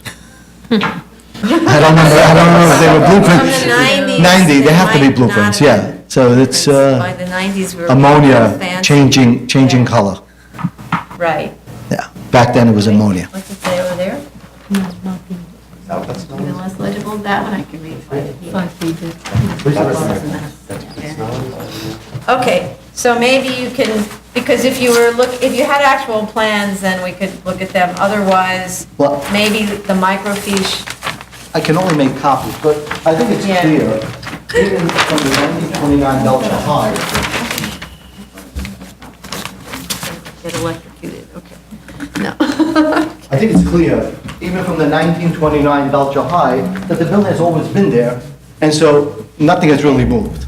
Okay, but so I guess it's to understand from, if you submit those, like what happened in the 90s that it got those approvals? Was it just interior modification? In 90, they actually added the garage at the front. Okay. That's what this really is for. Okay. And I guess at that time, because they couldn't find other plans, they had to document the building, so they drew a plan for upstairs also. Okay. All right. All right. So now that we got the easy issue out of the way, yeah, right, they're all easy, as Sal says. We wanted to talk about the attic level. We know the board had really three concerns in total. One we just handled, the other two were the double height space in the back left corner of the home and the attic level. I think it would, I know the board sees a lot of different types of applications. It's worth noting here that the applicant here, who happens to be in the back of the room, is Dr. Corey. He is a very well-respected surgeon, an obstetrician. He's got practices both in Manhattan and in Bay Ridge. And is the type of person, is a very community-oriented person. When we went to the community board, he lives in a beautiful part of Bay Ridge, which is right across from the promenade there, where the parks are, with the view of the Verrazano Bridge. And there's a coalition that's trying to build a park, and he donated to the park. That's his kind of, the person he is, a substantial contribution. So his shtick is a good community citizen-minded person. So there's nobody here that's going to try and change anything at a future point, and I know the board sees that a lot. Sometimes, as in this room, it's just nice to have a big ceiling. It's just nice. There's no other word for it. It's just nice. And the double height ceiling in the back of the house, the doctor is enthusiastic about. It's going to be an area that he's going to use as a study. It's going to be a personal space for him. The home has been designed to accommodate both his father-in-law, right, your father-in-law, and his mother, one of whom has Alzheimer's. So the way this home is being built for his family of 5, plus the grandparents, his parents, the kids' grandparents. So if you're trying to understand why he's creating all these different spaces and why he's got the elevator there and all that, it's not to fulfill some sort of grandiose, self-absorbed mission. Rather, he's just trying to build a space that's big enough. And the existing house, if you look at it, and Madam Chair, Sal said you'll love this idea, is that the existing house is horrible looking. It's a 1970s house that looks like it came out of a scene from Goodfellas or something. It could have been one of their houses in the 70s. It's got big columns out front. It's got stone at the bottom. It's kind of ugly. And the doctor knows that. But he didn't buy it. He didn't buy it for its, well, if you look at the houses around it on either side, if you look, I'm sure you've all had the chance to look at all the pictures. Every house around it is like this French-style kind of Tudors, all around it. And then you get to his, and it's, and he's not in love with the way it looks either. So Sal tried to design something, and did design something he's very proud of.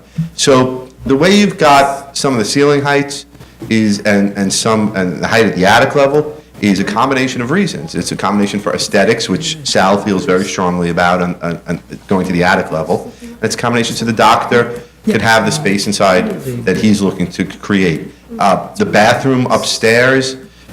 What bathroom upstairs? The one that you made the comment to, that why is that one bathroom off of the other bedrooms, all the other bedrooms? No, that wasn't the comment. The comment was, and I wouldn't have had that comment if I hadn't looked first at the attic.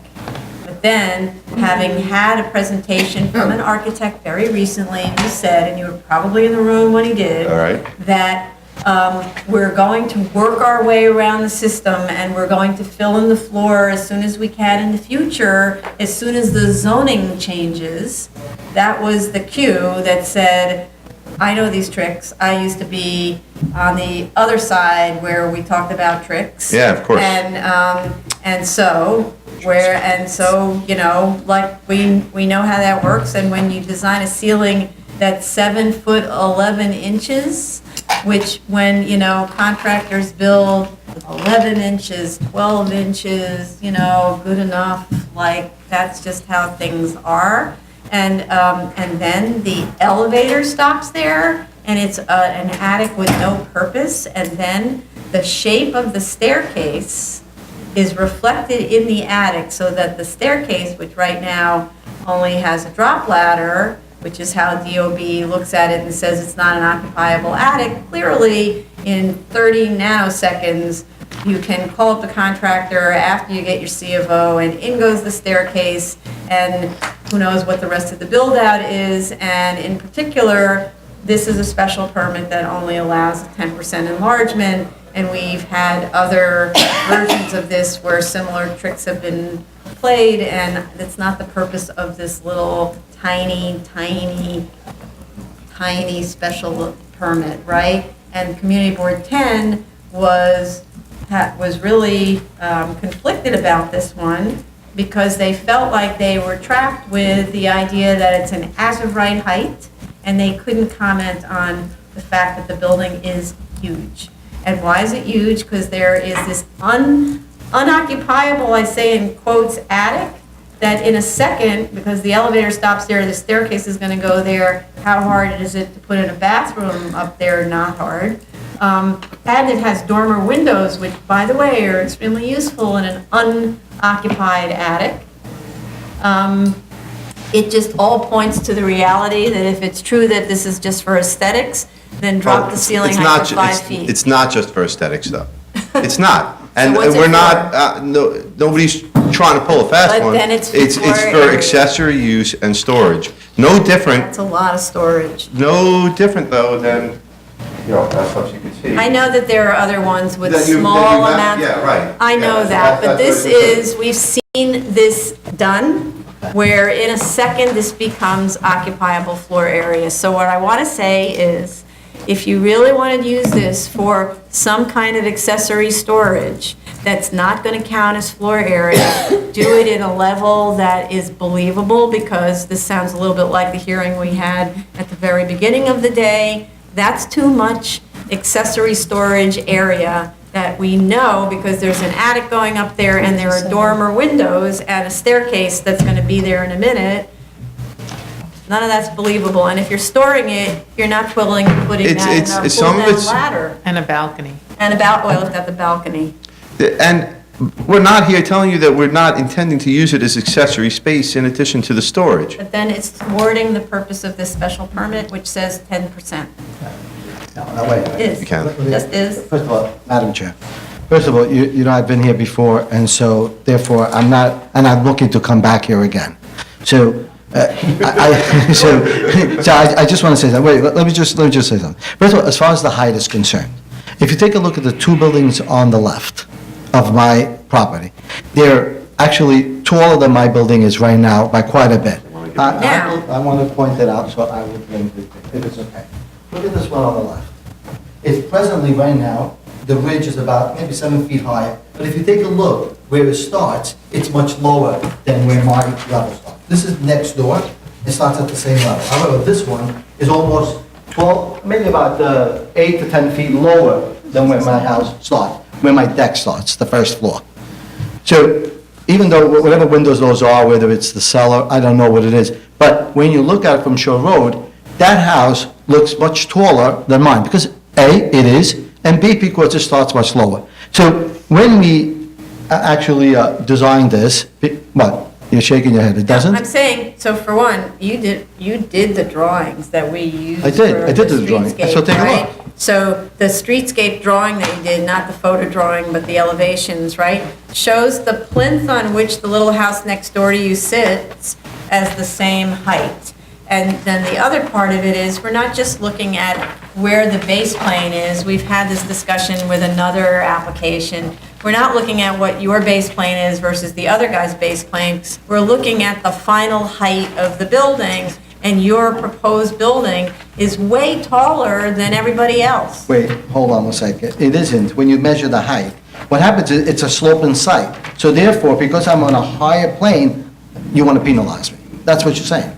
No, it's not penalize you, Take a look. because again, Take a look you're at looking P16. at an attic that's both nearly 8 feet high inside, plus the thickness of your structure, so that's a very tall thing. And it could be easily brought down, and if you were, by a lot, right?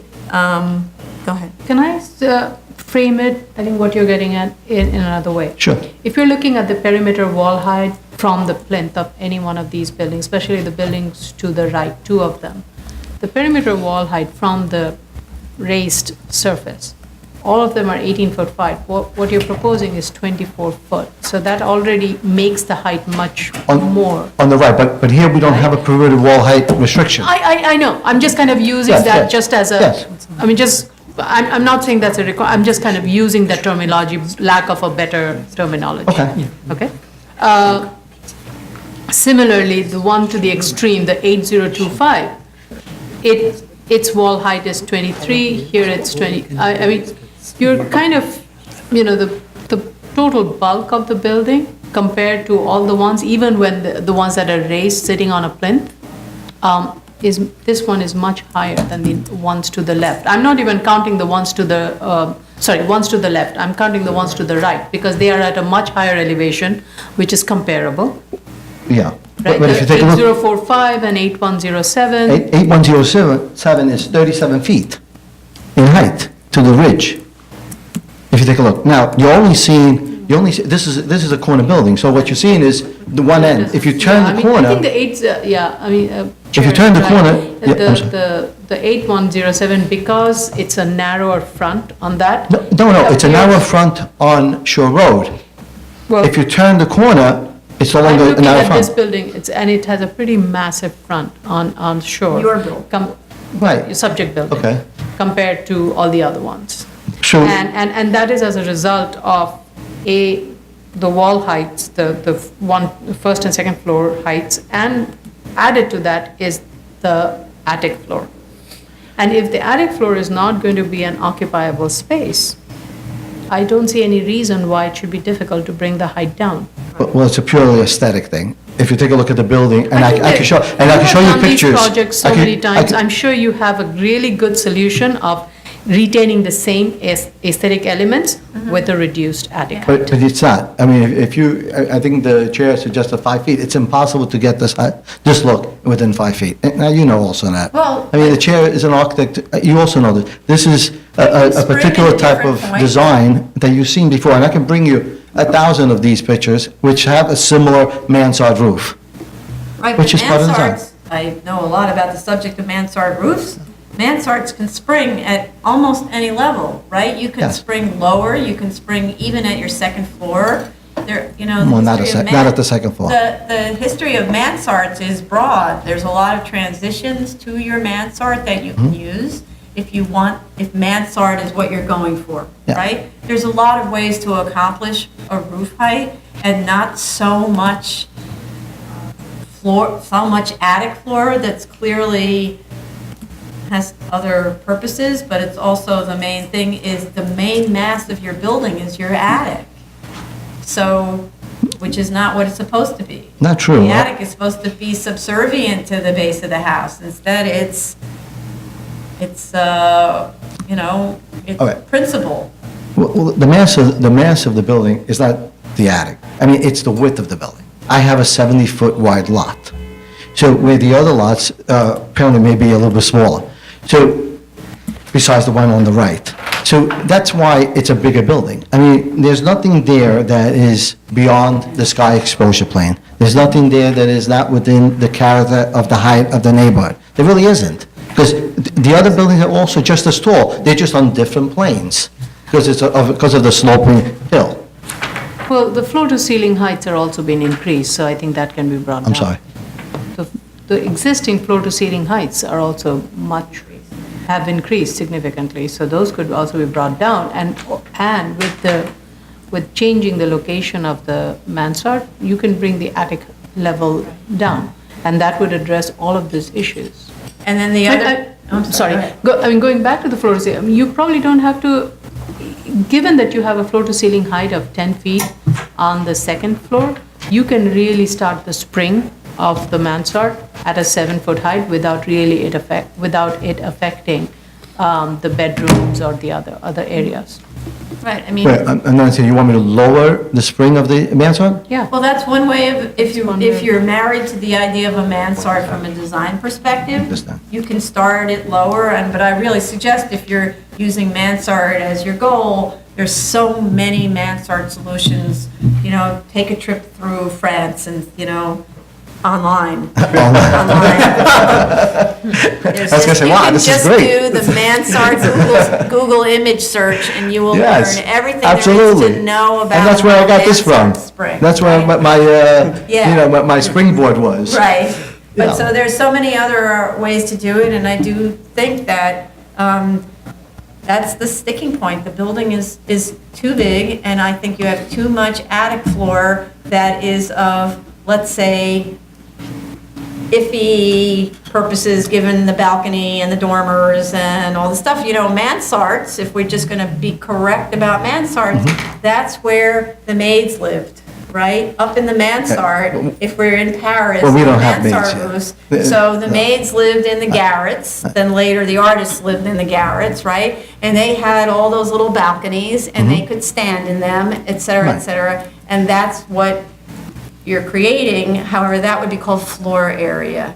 We don't have the authority to grant you that much floor area under this. And the idea of playing with 2 inches makes me extremely uncomfortable, because 2 inches, as we know in construction, it's just 2 inches, right?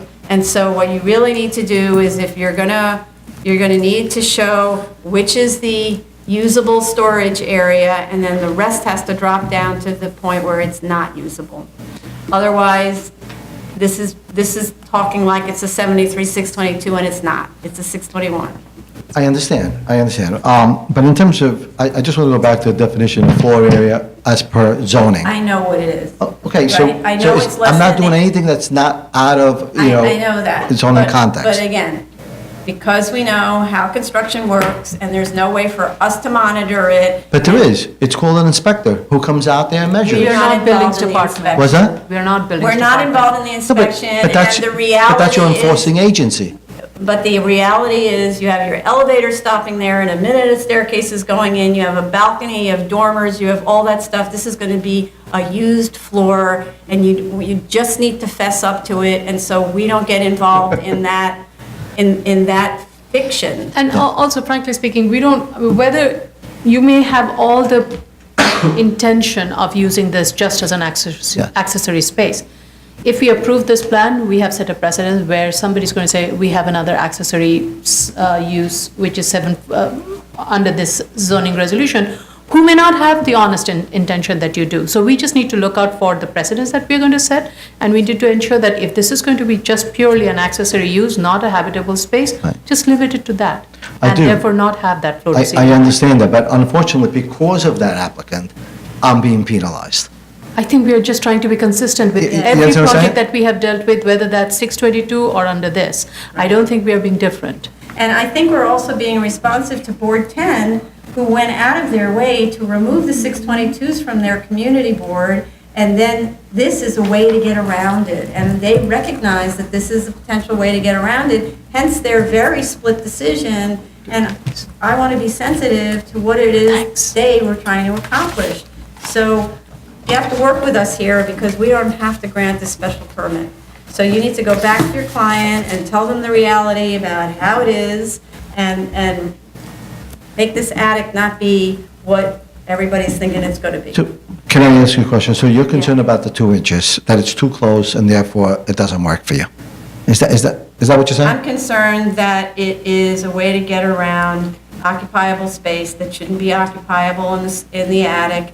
This is a 10% increase, not a 622, where we arguably, not that this works with neighborhood character, but we would arguably have the authority to allow more floor area, right? Here we don't. Right. Here it's fixed, and this can't turn out to be bedrooms upstairs, and which it will be, because that's what anybody would do with all of that yummy space with dormers and balconies and an elevator and a staircase. Okay, but with all due respect, when I get something approved here, and I go back to the building department, and for example, I show, let's say, for example, I would show something here in the attic, that you're saying, well, you show a bathroom in the attic, so I show the bathroom. The building department is not going to say, well, did you get that approved by BSA? What did you go to BSA for?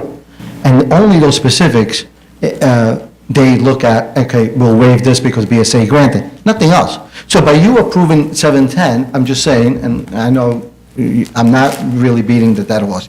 I'm just want to express, what procedure is. So we're going to go back and says, okay, BSA approved side yard height, didn't approve to penetrate the front yard. Okay, only those things. So no matter what I say, everything else goes back to the building department and their examination procedures. So therefore here, it's the same procedure, I think, because if you're not really approving that floor area as habitable space, that's up to building department to determine whether they want to give it to us as habitable space or not, which they can't. And under the zoning, it says if it's in an R2 zone, specifically R2 zone, if it's less, everything else is between less than 5 feet. In an R2, if it's less than 8 feet. It's very specific. Okay. So I'm not asking you to approve something that is DOB jurisdiction. I'm not asking that at all. That's not what we're here for. We're not asking for additional floor area to make this attic habitable. We're not. Obviously.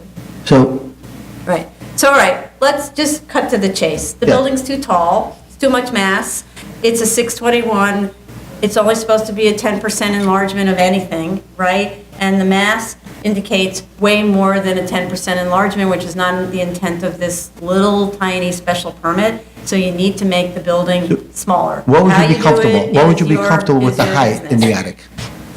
A 5 foot high attic. Well, and some little area where you can get some storage in there that won't count as floor area, right? It's reality.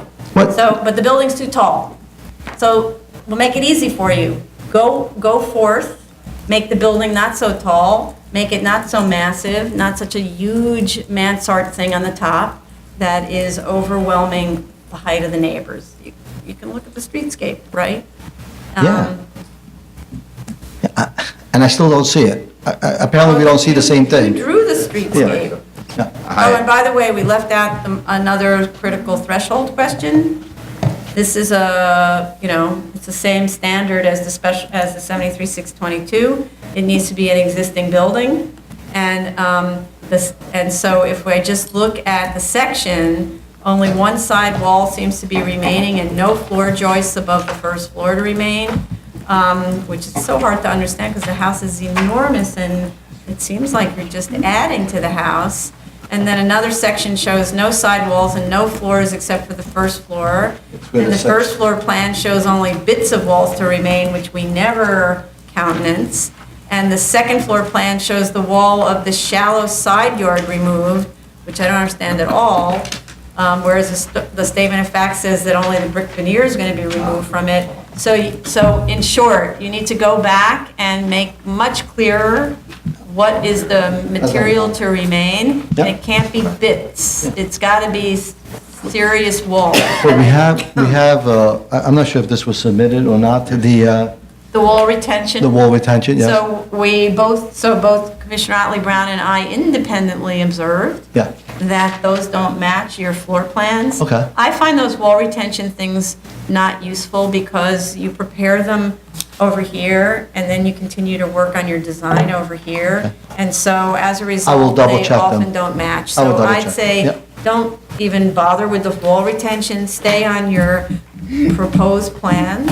Yeah, but And on those drawings, show us walls to remain, walls to be removed, walls that are new, using the Oh. different codes. you want to see the walls to be removed? Yes, on the proposed plan, so remove we the do that? dashed lines that indicate things going on above Yeah. you. But how do I Walls to remove? be removed are traditionally represented by dashed lines. Mhm. So remove the dashed lines that represent things going on overhead, so it's not confusing. Okay. And then you can do a hatching that indicates the existing Area.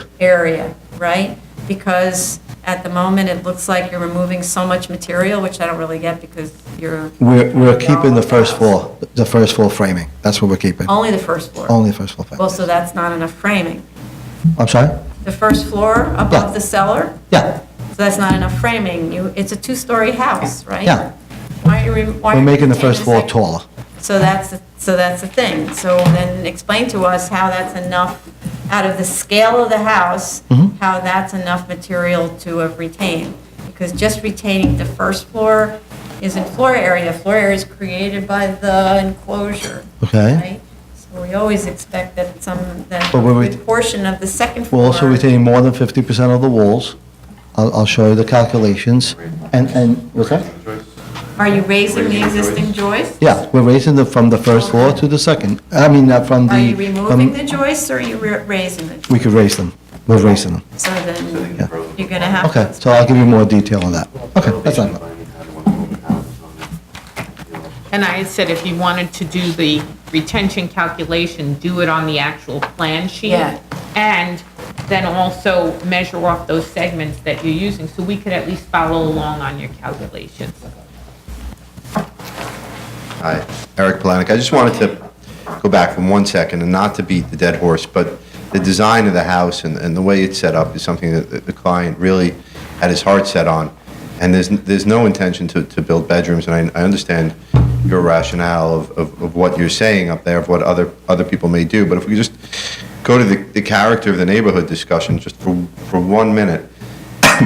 The home, as you all were talking about a second ago when Sal was here, Sal was speaking, the home's on the widest lot on the strip, the widest, and by far the widest, double everything else around it for the most part. The only one that's even remotely close is the house to the right. And that house could, tomorrow, be enlarged to the height that we're going to, as of right. That's not neighborhood character. Well, that house is not, but that's the only house that's not. Out of 1, 2, 3, 4, 5 houses, including ours that I'm looking at, that's the only one that's not, and it can be. So all I'm suggesting is, the doctor, he bought the widest piece of land, without a doubt, because he wanted a big home. But he's not trying to rock the neighborhood character as is being displayed, as it's coming off as here, but rather the homes to the left are on narrower lots. He's on a wider lot. And if he didn't do this, the special permit, because the special permit is not what's causing the bulk here. The special permit is for 658, is it? We know. 638 square feet. So that's not what's causing this house. If they took off the back 2 bedrooms on the left side, the bulk of the house from the front could still appear exactly the way it is right now. So I'd have to say, then, if all you want is a 638 square feet and you'd rather have that enormous attic, then don't come for a special permit where the board looks at neighborhood character. You know, that's the point, is once you're here, we have to look at neighborhood character. Yeah, I know. If you didn't come for this little 10% increase of those various things, go do whatever's as of right, and if this is as of right, have a nice time. But can't you agree that the house, if he did what you said, and it could still be built the same way, and if everybody else could build it the same way? No, because the question wouldn't be before us. Does this comport with neighborhood character? Unfortunately, many things are built in these neighborhoods that don't comport with neighborhood character. Wouldn't your Right, right? You're right. And wouldn't your analysis, though, be looking at, I feel like we're getting a little mixed up with the 73-622s. No. So it's just a little bit of feeling that way. So I come in with a 73-622 usually, and I have this exact same conversation with you.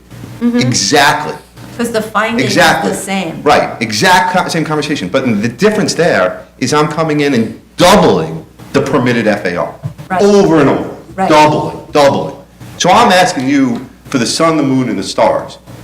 And I can understand, hey, Palatnik, you're taking a house of 2,000 square feet, 2,500 allowed, you're making it 5,000 square feet, it's bigger.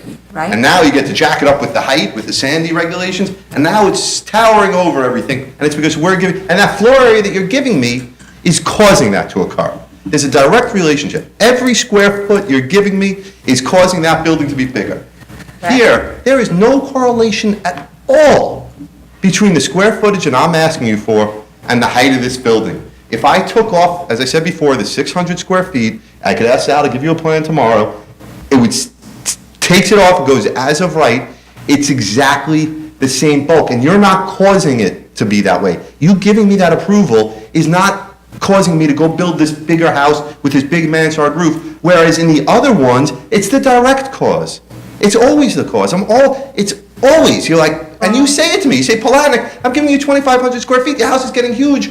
You got to bring it down a little bit. No, actually, it's not always the cause, because oftentimes it's horizontal extensions of the house. Right. That are creating the floor area. What's creating the mass is these enormous attics, which we always fight about, right? Why is the attic so tall? Why is the massing so awkward? We talk about that every single time, and that's not floor area. That's because the floor area is downstairs. But you constantly say to me, and I listen to what you say, I'm not saying this, throwing it back at you, I'm listening to what you say. You always say the same thing. You say, Palatnik, Your house is getting jacked up by Sandy, the Sandy regulations, and it's giving the appearance of being a much taller house. So I want you to take the attic off and lower it down because your house is jacked up next to Joe Blow's next door to you, and his house is still at the pre-Sandy elevation, and now your house is looking like it's 20 feet. And I always say, in 20 years, everybody will catch up, and you always say, it's not 20 years. Not 20 years. So that's right, so that's the discussion we always had on the Sandy stuff.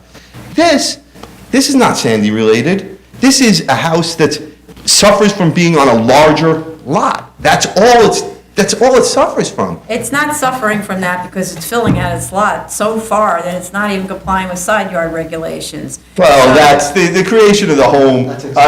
No, but just to This is say, from 1900, you it's know. not suffering, it's using every square inch of the width of its lot, so good for it, right? And it's using way more height. But that's no different than- I think If you- the dog is so dead here that we really need to move on. I think If the you- board has expressed itself. The 621 is all that's left in Board 10, and I know that Board 10 would be very upset to hear that, you know, they're getting essentially 622s under the guise of a 621, and we have to be careful about it. So But they were aware, 621 they voted to support it. They were aware of the discussion. We had this whole No, heated it discussion. was a split decision, and they were very nervous about But they it, voted, so. I was there, they supported it, the doctor They was there. supported it because it was split, and there were more in favor. It was. There were neighbors lined up supporting it, there were people speaking in support of it. 10 opposed, 3 abstained. 18 in favor, 10 opposed, 1 Yeah, it was not, I've been to a community board, that is not a close vote. Right, but they made it clear that they were concerned. They were concerned about the that attic, this yes. was gonna They did be put a clause big in there. run around the absence of the 622. Yes, because what they were afraid of was that somebody would illegally convert the attic. They weren't talking about the height of the building. Okay, that's your It's the concern. same subject. So what Sal suggested to you and what the doctor is willing to do is give us a 2-year term. Give us a series of 5. Let him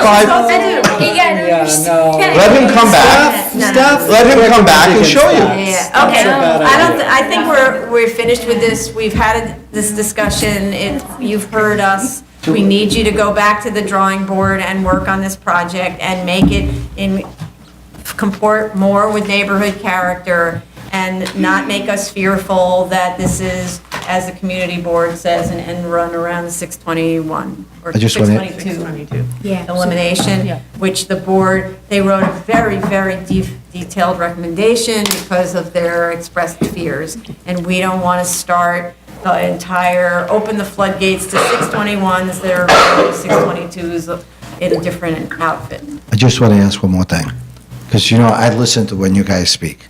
So if I were to lower the building, but leave the same height as my mansard, would that be sufficient? Like, in other words, if I take some height from one of my heights of my floors, my first and second floor, I perhaps? think the concern still remains, the attic floor would be high enough for it to be a habitable space, and The that is... entire attic. Be one thing, I think we- some of So the then the issue, wait, hold on. So then the issue is not really whether the height of the building or the massing of the building. It's two things. One is the total height of the building, Yeah, we said which this is which is including the attic, and the fact that the attic height is more than what it needs to be since it's not a habitable space. So, but I think we've said this enough, and we need to move on to the next case. You've heard us. We've said it over and I've over heard you. again. Okay? Yes.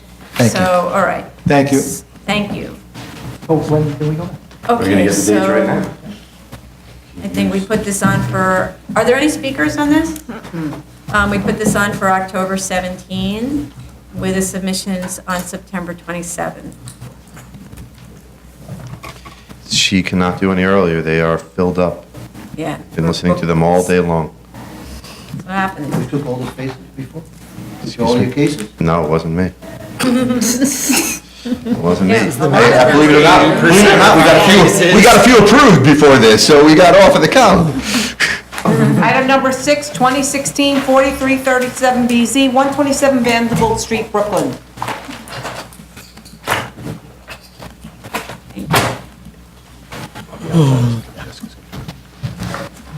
Hello, Eric Palatnik again. Vanderbilt Street. Well, the first thing is, we got you historic tax maps showing you that the lot existed before 1961. And we will submit that after the hearing. I have them here. We'll give you that. But I think that was the easy question in the room. Then, Madam Chair, you raised the discussion point yesterday about the fact that we may be able to, in an as-of-right fashion, go to, looking for my notes, what did I do with all of my notes that I had? Here they are. That we may be able to utilize 2352, special provisions for shallow interior lots. So we all went back and studied that last night, including ourselves, JAM Consultants, who's the expediter, and the code, actually more than an expediter, code consultant, and Maria. Melissa, Melissa Chiquete, you're mispronouncing the last name again. Melissa, sorry, Maria, it's been a long day, Melissa. And we all talked about it yesterday. When we read 2352, special provisions for shallow interior lots, we found the provision to be a little more confusing than one would assume from 4 sentences. Specifically, I don't know if you have it in front of you, that section? Is less than 70 feet deep at any point. Yeah, but then, that seems so crystal clear, right? But then you got to keep reading where it gets muddy. The depth of the required rear yard for such an interior lot, is less than 70 feet deep at any point, may be reduced by 1 foot, so everything seems good so far, of such zoning lot, but for each foot, but then you get to where it says by. Now it gets confusing. By which the maximum depth of such zoning lot is less than 70 feet. So you're concerned the 100 feet? I don't believe that this regulation was written to apply to flag lots. That's because that one sentence, by which the maximum depth is less, so if the maximum depth here is 150. So we couldn't get we went back and forth yesterday, way too long on one sentence. But we do feel that it still requires the variance review, because we are more than the maximum depth of the zoning lot is 150 feet. And the language clearly says maximum depth 70 feet. So this is a thing where it's not like the board wants to get involved in interpreting that.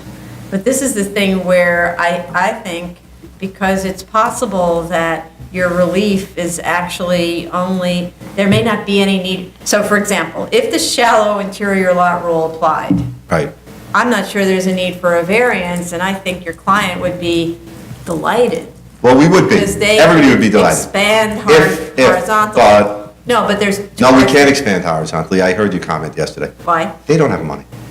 Oh, but that's money, that's not a variance. That's, well, we're dealing with we're here with a very small home, with a very young family, a tiny little home. And we already took out, if you look at the plan, since we started, we took out a small little notch for the side yard objection on the left side, which we still have the side yard objection. We should have removed that. I apologize. Because they couldn't even afford to build that. Which side? This is on the far left side of the home, the brown part, where it says 5-foot side yard. It's proposed, it's going to be only a 1-story portion at that front little portion right here. And it was a 2-story. So they don't have any money. I mean, this is the reality of it. They just had a baby, they have a tiny house, and all they're trying to do is enlarge it. So the horizontal enlargement, Melissa went through, and it's a lot more money. They can't even afford to spend, how much money was that little part we took off? 30,000, 20,000? I mean, this is, every dollar is like lifting manholes for them, manhole covers. So we're not trying to crush them. They're just trying to and everybody loves the application. Everybody. All the I went to this neighborhood is a great neighborhood, by the way. And this block is a fantastic block. We went out after the community board meeting, went back to the house. The whole block was there. It's like one of these old school kind of Brooklyn blocks that you'd really want to be on. And everybody supports it. Everybody knows the house is like this. It's quirky. Everybody loves the family. So nobody's given us any grief over it at all. Anybody. And the horizontal is just, we can't go up. It's just too much money. It'll crush them. I'm trying to understand why the horizontal is more money than adding on the second floor. Come on up. Okay. So, because it's also an expansion. Give the right name, by the way. It's also an expansion at the first floor. Repeat your name again? Melissa Cicetti, C-I-C-E-T-T-I. I always go hard on this chicken. That's a C-H. Get it right. So. No, it's Fennel Street. No, because if we go horizontally, well, there are two things. A, initially horizontally, we weren't thinking about because of we didn't see that special provision, right? But secondly, but then we have to dig foundations, and that's always much more money than just just adding a second story to the building. But you're already digging foundations because you're extending that front little mudroom It's a very small portion. This project's gotten reduced in scale drastically, all because of money, not because they didn't want to go through the side yard variance. There was like this soul-crushing investigation of their finances. So. Oh, you're the architect? Yes, I'm sorry, I'm the architect. Yes. So, yeah, and like soul-crushing fee also. Anyway, so. This I relate to. Yeah, exactly. So it's gotten the scope of work has gotten much smaller. We even we didn't change, we're gonna change where the stair was, now we're not doing that, because we were going to have a stair down to the basement so they don't have to go outside to bring the laundry down. Now they have to, lift the hatch. So all that stuff was taken out because they only have like $350,000 to build this. So the long and short of it is, from what Robert Anderson, Eric, and I spoke about yesterday, is we can probably get the DOB to say we only need the 10-foot rear yard setback from Sealy and from Vanderbilt in the portion of the lot that's 70 feet. But the portion of the lot that's 150 feet, Robert Anderson is convinced that the DOB is going to say, nope, you need 30 feet. No, in the portion that's 150 feet, you do need 30 feet. Yeah, and we have and Robert Anderson doesn't think that we're necessarily going to be able to go through the building department to get a recon, is what I understood from, so. Well, it's a couple of reasons. Robert, who we keep citing his name because he's a very good code consultant and who we've been working with, he's of the belief that the 70-foot language, the maximum 70-foot language that I read before, will kill any recon at Department of Buildings. Mm-hmm. Well, first he said, and as you know, I'm sure you probably heard, going to DOB for a recon is a 6-month endeavor these days. It's a very long endeavor. It's not quick. And he thinks that because of that language of not more than 70 feet, that we'll probably get rejected on the entire thing. But even if we did get lucky and got them to give us a ZRD1 on part of it, he still is concerned that we couldn't trust that it would come under a subject review at a later point, and somebody would call up the fact that it says, the language says maximum of 70 feet, and that'll end up getting revoked. And our concern is that we're going to withdraw this application here, that the owners, you're hearing what they're all about, and we try. I know you're used to seeing a lot of applications late in the day. We've all been here all day, and everybody's trying to do different things. Some people are millionaires trying to make more money, as yeshivas and all this nonsense. And then you got an individual homeowner just had a baby that's got a small little house, just trying to add a little room.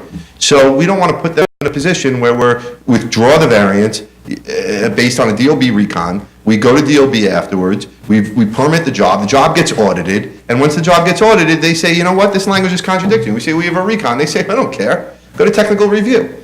And now I'm at technical review, and I'm all for a family that now they're bankrupt, and now they can't afford to do it. So, since we're here, and the application, there's a lot of vagaries in this law. I mean, we could all agree on that. The variance is not that ridiculous. We've eliminated the side yard variance, and actually, now that we've eliminated the side yard variance, we could even, if you wanted us to, switch the whole thing to 73, switch the whole thing to 7369, which is special permit. Not the whole thing. You wouldn't cure that little 30-foot rear yard. Yeah, we would. It lets you change the rear yard. 7369 says that the Board of Standards and Appeals may permit modifications to the rear yards required per 2 and 2. I don't know if this is our section. To 23,543. 543 for zoning lots existing on April 30th, 2008, provided the following findings are made.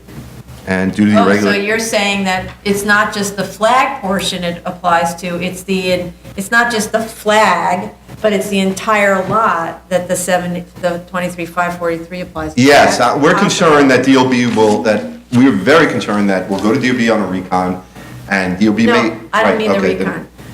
The 7369 special permit, I need to look at the language again, hold on a second, I have it, 7369.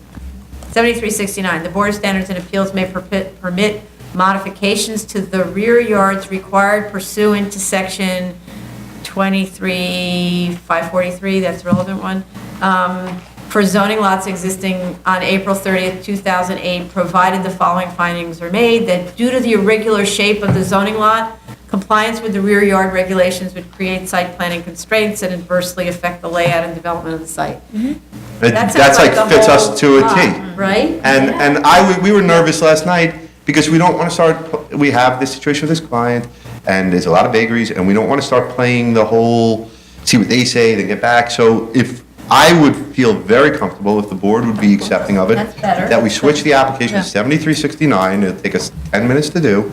Yeah. And we bring it in under that, and hopefully you'd be inclined to grant it, and then we can go to DLB, and if, we have belts and suspenders then. There is a B finding, I'll just say. Oh, yeah, there's It's the least amount necessary to grant relief, but. Oh, we are tiny. I mean, just Yeah, as long no, as like that's this, also it's written for this house. papers. Yeah. It's You're written not- for this.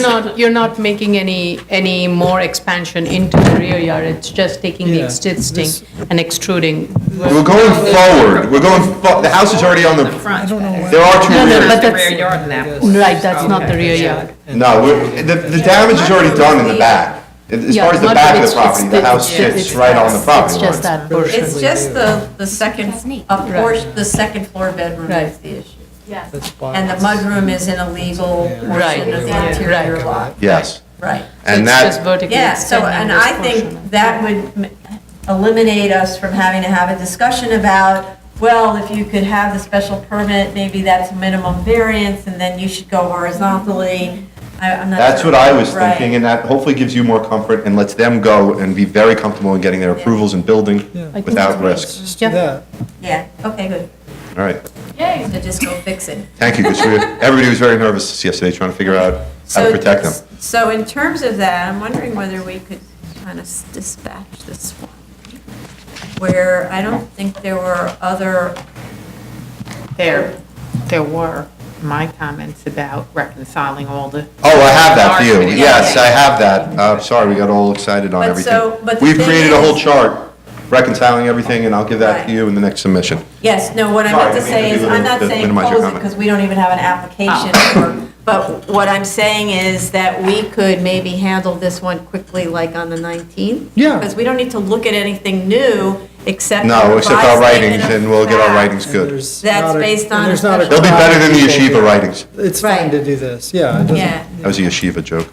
I didn't hear Sorry, it. it's late in the We day. didn't hear it. Yeah. Thanks for laughing, Henry. I don't know if you're laughing with me or at me, but I'll go with it. So you do need, though, because we need that for the special permit, you have to provide that deed from 1954 that tells when the flag lot was created. So there's a 1978 deed you can find on Acris that refers to a 1954 deed that split the lot. So you need that because that's one of the findings for the special permit. No, just. No? Oh, I'm sorry, I'm 2008. sorry, I forgot, okay, yeah. Yeah, it's about, I was going, Yeah, yeah. and that struck, I never saw that before, 2008. Because Well, that's when it was created. You can That's create a when- crazy lot in 2007 and Or then, that's when it was revised. Because flag lots were fine and didn't have problems until some people came There to was a this board text and made amendment. trouble. well, they're always making trouble, these people. So the floor area will get you, we'll switch it to 7369. So it's the floor, and you wanted the tax maps, but I think that that's irrelevant now also, the tax map. So you did lot In existing prior to existence since 61. 2000, Yeah, we only It's need irrelevant now. 2008, so, and it's, Well, I'll give you the tax map from 61, that'll show you. There you yeah, go. anything. Right. Okay. And then, So the floor area chart for Commissioner Otley Brown, switch it to 7369, we'll get a new DOB objection referencing that. And tax. no, you don't need a new DOB objection. Well, actually, we do, we need to eliminate the side yard objection anyway, so. You don't have to No, you eliminate got, the objection. you I got can your keep the objection, and keep it just as it is? The objection is it doesn't comply with the yards, right? Right, but it's got a side yard objection on it, is that okay? Yeah. We So, can ellipse, but we won't it's grant okay it. You if could there self-limit? are more objections to Ah, actually get I like that approach. obtained from the We're board. just not We just waiving it. ellipse them, Just we make don't. sure it's clear what you're asking the board to. Okay, Yeah. all right, so that's all, simple enough, three things. Like, well, yeah. Well, that's a good way to finish a hectic day. Yeah, kidding. here you go. Enough note. Floor plans indicating. So September 19th, and can we get it to you right after Labor Day? Is that okay? Yeah. Wait, No, no, Submission date is August 30th. August 30th? Okay, August 30th is fine too. We'll get it to you before then, that's fine. There's a lot of time. Thank you. August 30th, right, August 30th, September 19th. Thank you for your time. Thank you. This concludes the public hearing for July 25th, 2017.